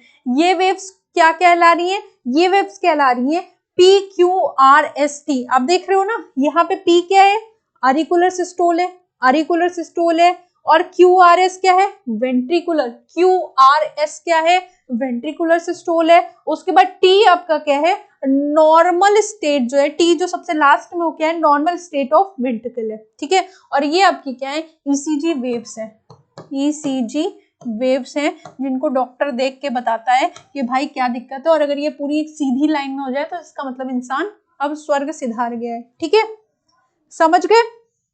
सबसे पहले ईनथोवेन एक साइंटिस्ट थे जिनको फादर ऑफ इलेक्ट्रोकार्डियोग्राफी भी कहा जाता है। तो ईसीजी बेसिकली है क्या, अगर कोई पूछे तो एक ग्राफिकल रिप्रेजेंटेशन है किसका, हार्ट का ड्यूरिंग अ कार्डियक साइकिल। और किस इंस्ट्रूमेंट की वजह से करते हैं इसको, इलेक्ट्रोकार्डियोग्राफ की हेल्प से करते हैं। इलेक्ट्रोकार्डियोग्राफ उस इंस्ट्रूमेंट का नाम है, ठीक है। देख लो क्या लिखा हुआ है कि टी तरंग, अच्छा चलो आगे से भी देख लेते हैं भाई, आपके एनसीईआरटी में क्या लिखा है। ईसीजी के प्रत्येक चरमोत्स्क को P व T से दर्शाया जाता है, जो हृदय की विशेष विद्युत क्रियाओं को प्रदर्शित करता है। P तरंग को आलिंद के, यही जो मैंने आपको बताया वही लिखा है, जिससे दोनों ये QRS जो है वो सम्मिलित निलय के आध्रुवण को प्रस्तुत करता है, जो निलय के संकुचन को शुरू करता है। संकुचन Q तरंग के तुरंत बाद शुरू होता है, जो कि प्रकुंचन की शुरुआत का घोतक है, ठीक है। अब जो नेक्स्ट हम देखेंगे बेटा, वो हम देखेंगे द्विसंचरण। जैसे मैंने आपको शुरू में बोला था कि बर्ड्स में और मैमल्स में हम डबल सर्कुलेशन देखते हैं, द्विसंचरण करते हैं। तो द्विसंचरण आखिर होता क्या है, डबल सर्कुलेशन आखिर होता क्या है, तो देख लो। रक्त अनिवार्य रूप से एक निर्धारित मार्ग से रक्त वाहिनियों, धमनी और सिराओं में बहता है। मूल रूप से प्रत्येक धमनी और सिरा में 3 परतें होती हैं। आपने देखा था टुनिका एक्सटर्ना, टुनिका मीडिया, टुनिका इंटरना। अंदर की परत सल की अंतराक्षित ऊतक यानी अंतःस्तर कक्षुक, चिकनी पेशिकाओं और लचीले रेशों से युक्त, मध्य कंचुक और कोलेजन रेशों से युक्त रेशेदार संयोजी ऊतक, बाह्य कंचुक शिराओं में मध्य कंचुक अपेक्षाकृत क्या होता है, पतला होता है। ठीक है, जैसा कि पहले ही बताया जा चुका है कि दाहिने निलय द्वारा पंप किया गया रक्त फुसफुसीय धमनी में जाता है, और जबकि बाएं निलय से रक्त कहाँ जाता है, महाधमनी में जाता है। ये मैंने आपको बता दिया था। ठीक है, अब देखो ऑक्सीजन रहित रक्त फेफड़ों में ऑक्सीजन युक्त होकर फुसफुस शिराओं से होता हुआ बाएं आलिंद में आता है। ये सारी चीजें हम पढ़ चुके हो, बस हम समझ रहे हैं कि डबल सर्कुलेशन क्या होता है। या संचरण पथ फुसफुस संचरण कहलाता है। ऑक्सीजनीकृत रक्त महाधमनी से होता हुआ धमनी, धमिकाओं और केशिकाओं से होता हुआ ऊतकों तक पहुंचता है, और वहां से ऑक्सीजन रहित होकर शिरा तथा महाशिरा से होता हुआ दाएं आलिंद में जाता है। यह एक क्रमबद्ध परिसंचरण है, और यह क्रमबद्ध परिसंचरण पोषक पदार्थ, ऑक्सीजन व अन्य जरूरी पदार्थों को ऊतकों तक पहुंचाता है, और वहां से कार्बन डाइऑक्साइड और अन्य हानिकारक पदार्थों को बाहर ऊतक से ले जाकर दूर करता है। ठीक है, इतना हमको पता है? हाँ पता है। अब देखो आगे, ये आपकी बुक में एक डायग्राम दिया हुआ है। ठीक है, तो आप देख रहे हो यहाँ पे एक डायग्राम में क्या दिखा रहा है कि ये आपका हार्ट है। ठीक है, ब्लड कहाँ पे जा रहा है, पूरे बॉडी का ब्लड राइट अर्कल में जा रहा है, राइट वेंट्रिकल में जा रहा है, वहां से लंग्स में जा रहा है, फिर लंग्स से कहाँ पे आ रहा है, लेफ्ट अर्कल में आ रहा है, लेफ्ट वेंट्रिकल में जा रहा है, और यहाँ से फिर कहाँ जा रहा है, पूरे के पूरे कहाँ पे जा रहा है, पूरे के पूरे बॉडी में सर्कुलेट हो रहा है। इसके लिए बहुत सारी चीजें हेल्प करती हैं उनको, सिराएं, आर्टरीज, ये सारी चीजें क्या कर रही हैं, हेल्प कर रही हैं। और आपको ये डायग्राम पता भी है, देख लो ये डायग्राम पता है ना, ये आपकी बुक में, इसमें कोई भी कंफ्यूजन है तो बताओ मुझे, कोई भी कंफ्यूजन है तो बताओ। नहीं है तो देखो, डबल सर्कुलेशन होता क्या है आपको पता है, बर्ड्स और मैमल्स में ही सिर्फ डबल सर्कुलेशन पाया जा रहा है, जहां पे 4 चैम्बर्ड हार्ट पाया जा रहा है। इसमें एक बार क्या होता है, राइट अर्कल में डीऑक्सीजनेटेड ब्लड होता है, वो कहाँ जाता है, राइट वेंट्रिकल में, फिर लंग्स में जाता है, और फिर लंग्स से ब्लड वापस से लेफ्ट अर्कल में आता है, और फिर लेफ्ट वेंट्रिकल में जाता है। ठीक है, तो यहाँ पे ब्लड की कोई भी मिक्सिंग नहीं हो रही है भाई, अलग अलग, ऑक्सीजनेटेड एक जगह है, डीऑक्सीजनेटेड एक जगह है। ठीक है, और यहाँ पे जो सिस्टमिक हार्ट है, मतलब ये जो ऑक्सीजनेटेड और डीऑक्सीजनेटेड है, लेफ्ट अर्कल लेफ्ट वेंट्रिकल में, ये इसी को हम क्या कह रहे हैं, डबल सर्कुलेशन कह रहे हैं, क्योंकि यहाँ पे कोई मिक्सिंग नहीं हो रहा है। एक जगह पे आपको एक पाथ पूरा दिख रहा है ऑक्सीजनेटेड ब्लड का, और दूसरा पाथ पूरा किसका दिख रहा है बेटा, डीऑक्सीजनेटेड ब्लड का दिख रहा है। ब्लड क्या होता है, 2 बार हार्ट में इंटर कर रहा है पूरे एक सर्कुलेशन को कंप्लीट करने के लिए, इसी को डबल सर्कुलेशन कह रहे हैं। बहुत, अब देखो ये बुकिश भाषा है, सीधी भाषा में समझ लो जिससे आपको समझ में आ जाए। सिंगल सर्कुलेशन जब सिर्फ एक बार हार्ट से होके, एक बार या सिर्फ एक बार इनसे होके ब्लड गुजरे। ठीक है, जैसा कि हमने मछली में देखा था, सिंगल सर्कुलेशन, एक आलिंद एक निलय, एक ही बार रक्त गुजरा। यहाँ पे रक्त क्या है, 2 बार गुजर रहा है, 2 बार गुजर रहा है, इसलिए इसको हम क्या कह रहे हैं, डबल सर्कुलेशन कह रहे हैं। ठीक है, तो सिंपल भाषा में अगर हम बोले, क्या बोलेंगे कि ब्लड 2 बार हार्ट में घुस रहा है एक सर्कुलेशन पूरा करने के लिए, एक चक्र पूरा करने के लिए 2 बार हार्ट ब्लड जो है वो हार्ट से होके गुजर रहा है, इसीलिए हम इसको क्या कहते हैं, डबल सर्कुलेशन कहते हैं। क्या कह रहे हैं बेटा, डबल सर्कुलेशन कह रहे हैं। बताओ समझ में आया कि नहीं समझ में आया, समझ में आया या नहीं समझ में आया, बताओ। नहीं समझ में आया तो बोलो, फिर से एक बार बता देते हैं। जो सुपीरियर वेना केवी थी, वहां से ब्लड जाएगा राइट अर्कल में, राइट अर्कल से राइट वेंट्रिकल में, through tricuspid valve, right ventricle से पल्मोनरी आर्टरी के थ्रू लंग्स में जाएगा, लंग्स से वापस कहां पे आएगा, पल्मोनरी वेन्स में आएगा, पल्मोनरी वेन्स से कहां पे जाएगा, लेफ्ट अर्कल में जाएगा, लेफ्ट अर्कल से बाइकस्पिड वॉल्व के थ्रू कहां जाएगा, लेफ्ट वेंट्रिकल में, वहां से एरोटा में जाएगा, और एरोटा से कहां पे जाएगा भाई, बॉडी ऑर्गन्स में जाएगा। ठीक है, अब देखो एक चीज यहाँ पे एक क्वेश्चन और समझ लो, बता देते हैं। हमारा हार्ट जो है वो क्या है, हमारा हार्ट जो है वो मायोजेनिक है। मायोजेनिक का मतलब क्या होता है, किसको पता है, क्योंकि हमारा हार्ट जो मसल्स हैं वो खुद से क्या कर रही हैं, खुद से अपने आप अपनी बीट्स को जनरेट कर रही हैं। याद करो हमारे में ऐसे नोड पाया जा रहा था, इसीलिए हमारे हार्ट को क्या कहते हैं, मायोजेनिक हार्ट हम कह रहे हैं। बताओ यहां तक कोई कंफ्यूजन है बेटा, यहां तक कोई कंफ्यूजन है, बताओ। क्लियर हो गया, आगे चले, क्लियर हो गया, आगे चले, ये डायग्राम समझ में आ गया। अब देखो यहां पे एक टर्म और देख लेते हैं हम, हृदय क्रिया का नियमन। ठीक है, ये भी देख लेते हैं। हृदय की सामान्य क्रियाओं का नियमन अंतरित होता है, यानी कि कौन नियमन करता है। ठीक है, इसलिए हृदय को पेशीजनक मायोजेनिक कहते हैं, क्योंकि हम खुद से, हमारे अंदर खुद से एसो नोड पाया जा रहा है। ठीक है, इसलिए हम मायोजेनिक है। मेडुला ऑब्लंगेटा के विशेष तंत्रिका केंद्र स्वायत्त तंत्रिका के द्वारा हृदय की क्रियाओं को संयमित करता है। हमारे में दो तरह की चीजें देखी जाती हैं, एक क्या होता है, परानुकंपी तंत्रिकीय संकेत, जो कि स्वचालित होती हैं, तंत्रिका केंद्र का हिस्सा है, हृदय स्पंदन और क्रिया विभव की संवहन गति कम करती है, अर्थात यह हृदय निकास को कम करते हैं। ठीक है, और दूसरा क्या होता है, अनुकंपीय तंत्रिकाएं, यहां पे लिखा है, ये देखो। ठीक है, ये अनुकंपी और परानुकंपी, ये दो तरह की चीजें हमारे उसमें पाई जाती हैं। ठीक है, समझ गए कि नहीं। अनुकंपी, और जो हमारा हार्ट का रेगुलेशन है, हमारा क्या है, रेगुलेशन है, मतलब देखो जो नॉर्मल एक्टिविटीज होती हैं हार्ट की, वो किसके थ्रू होती हैं, बताओ। जो हमारा नोडल सिस्टम है उसी के थ्रू होता है। ऐसे नोड क्या होता है, जनरेट करता है। ठीक है, और फिर एवी नोड क्या करता है, हार्ट की जो गति है उसको क्या कर सकता है, कम कर सकता है या धीरे कर सकता है। यहाँ पे दो तरह की चीजें हमें देखने को मिलती हैं। वो दो तरह की चीजें क्या होती हैं बेटा, ये हमारी होती है सिंपैथेटिक और पैरासिम्पैथेटिक, जिसको अभी आपने पढ़ा अनुकंपीय और परानुकंपीय। अब देखो क्या होता है, ये जो सिंपैथेटिक होती है ये नर्व्स को इंक्रीज कर देती है, हार्ट बीट को, और जो पैरासिम्पैथेटिक होती हैं वो क्या करती हैं, वो डिक्रीज करके नॉर्मल ले आती हैं। ठीक है, देखो जैसे मान लो आपने कोई सांप देखा, क्या होगा, आपका हृदय तेज तेज धड़कने लगेगा। ठीक है, आपको दौड़ना है तो ये क्या होगा, आपका हार्ट बीट बढ़ जाएगा। तो यहाँ पे क्या है, सिंपैथेटिक है। लेकिन फिर वापस से उसको नॉर्मल कंडीशन में लाने के लिए कौन काम करता है, पैरासिम्पैथेटिक या फिर परानुकंपी, ये काम करता है। ठीक है, तो हाँ यहाँ पे एक चीज और जान लो कि जो हमारा कार्डियक सेंटर होता है वो मेडुला ऑब्लंगेटा में उपस्थित होता है। मेडुला ऑब्लंगेटा क्या होता है, आप जब ब्रेन के पार्ट पढ़ोगे तो आपको ये पढ़ाया जाएगा, वहां पे आप मेडुला ऑब्लंगेटा के बारे में पढ़ोगे। ठीक है, चलो अब यहाँ पे हम दोष देख लेते हैं, पर इससे पहले हमारा एक टॉपिक छूट गया, उसको भी हम देख लेते हैं। वो टॉपिक हमारा क्या है, हमारा है हिपैटिक पोर्टल सिस्टम। अब आप बोलोगे मैम हिपैटिक पोर्टल सिस्टम क्या होता है, किसी को पता है भाई क्या होता है हिपैटिक पोर्टल सिस्टम।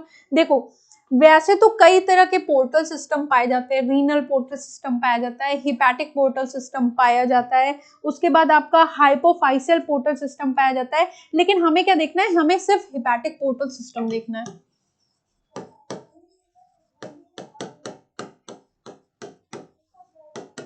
अब आप बोलोगे मैम हिपैटिक पोर्टल सिस्टम क्या होता है, आओ देख लेते हैं।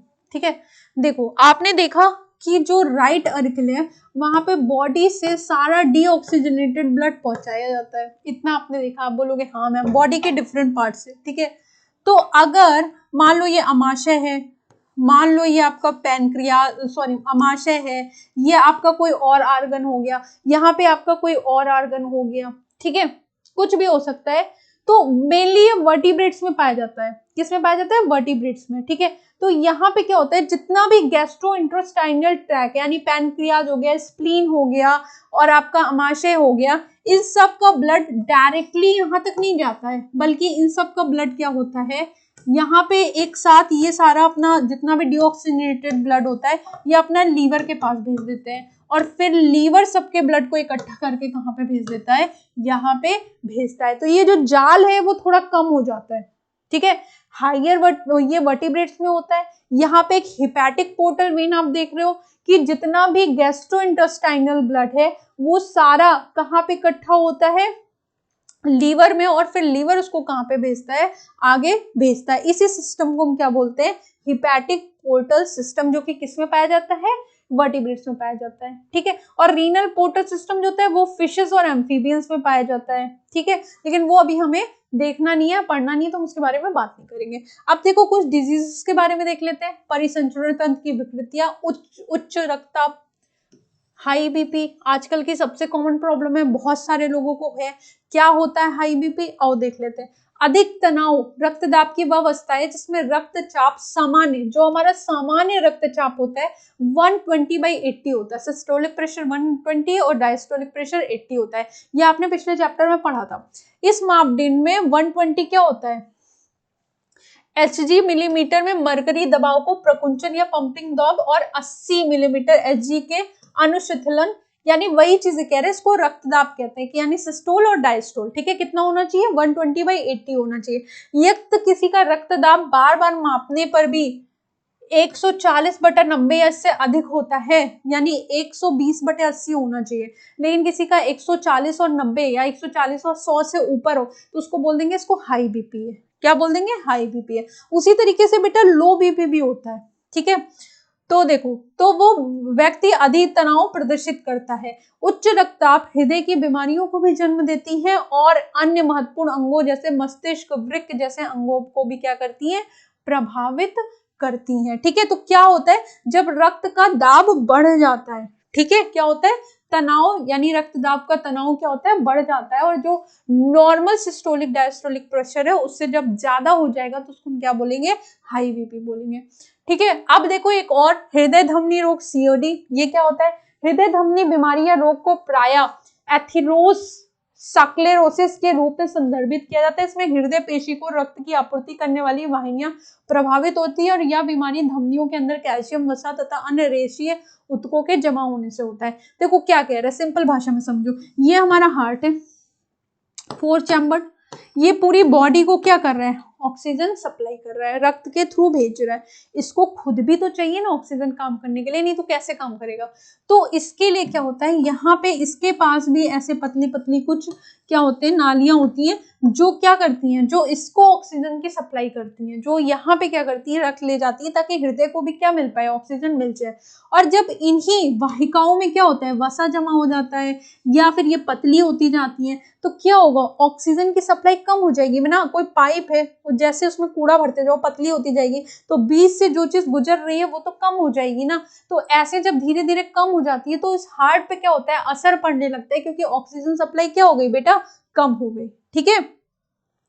यही क्या होता है, हृदय धमनी रोग होता है, जिससे धमनी की जो अवकोशिका होती है वो सक्रिय हो जाती है। फिर क्या है, एंजाइना हृदय शूल, इसको एंजाइना पेक्टोरिस भी कहते हैं। इसमें क्या होता है, देखो इसमें जब आपके हृदय में प्रॉपर ऑक्सीजन नहीं पहुंचेगा तो आपके सीने में दर्द होना शुरू हो जाएगा, यानी खतरे की घंटी है, क्या होगा, दर्द होना शुरू हो जाएगा, ठीक है। अब आपको क्या वृद्धावस्था में समान होता है, ठीक है, आपको डॉक्टर को समय दिखाना चाहिए। इसके बाद देखो क्या होगा, हार्ट फेल्योर। हार्ट फेल्योर वो अवस्था होती है जिसमें हृदय शरीर के विभिन्न भागों को आवश्यकता अनुसार पर्याप्त आपूर्ति नहीं कर पाता है। सॉरी, आप देखो, आपको पता है हृदय से ही वेरियस पार्ट्स में ब्लड जाता है, लेकिन जब वो किसी भी कारणवश, जब लंग्स से मान लो ऑक्सीजनेटेड ब्लड नहीं आ पा रहा है, तो अगर किसी भी कारणवश हृदय बाकी अंगों को रक्त की सप्लाई, ऑक्सीजन की सप्लाई नहीं कर पा रहा है, तब हम उसे क्या कहते हैं, हार्ट फेल हो गया, हार्ट काम नहीं कर पा रहा है, ठीक है। क्योंकि फुसफुस का संकुलन हो जाना भी उस बीमारी का प्रमुख कारण है। मान लो अगर आपका लंग से ठीक नहीं है, ऑक्सीजनेटेड ही नहीं कर पा रहा है, तो भी आपका हार्ट फेल हो जाएगा, काम ही नहीं करेगा, ठीक है। हृदय पार्ट ठीक हृदय घात की भात नहीं होता। देखो हृदय घात क्या होता है कि जब किसी को डॉक्टर बोलते हैं कि क्या हो गया, इनको हार्ट अटैक आ गया, हार्ट जो क्या हो गया, आपके हार्ट में प्रॉब्लम है, उसमें आपके हार्ट को ऑक्सीजन सप्लाई नहीं मिल पा रही है, आपके हार्ट पे प्रॉब्लम है, ठीक है। और हार्ट फेल्योर में क्या होता है कि जब आपका हार्ट बाकी ऑर्गन्स तक क्या हो जाए, ऑक्सीजन ना पहुंचा पाए, ठीक है। हृदय पार्ट ठीक हृदय घात की भांति नहीं होता। जहां हृदय घात में हृदय की धड़कन बंद हो जाती है, हार्ट अटैक होता है तो क्या होता है, हृदय की धड़कन बंद हो जाती है। वहीं हृदय पात में हृदय पेशी को रक्त आपूर्ति अचानक अपर्याप्त हो जाने से यकायक क्षति पहुंच जाती है, ठीक है। देखो इसके साथ ही हमारा चैप्टर खत्म हो जाता है। उम्मीद है आपको समझ में आया होगा। जो चीजें नहीं समझ में आई होंगी प्लीज कमेंट बॉक्स में बताइएगा कि मैम ये टॉपिक नहीं क्लियर हुआ, ताकि हम उसको दोबारा रीडिस्कशन कर लें। ठीक है, अब मिलेंगे अपने नए चैप्टर के साथ, तब तक अच्छे से पढ़िए। Thank you.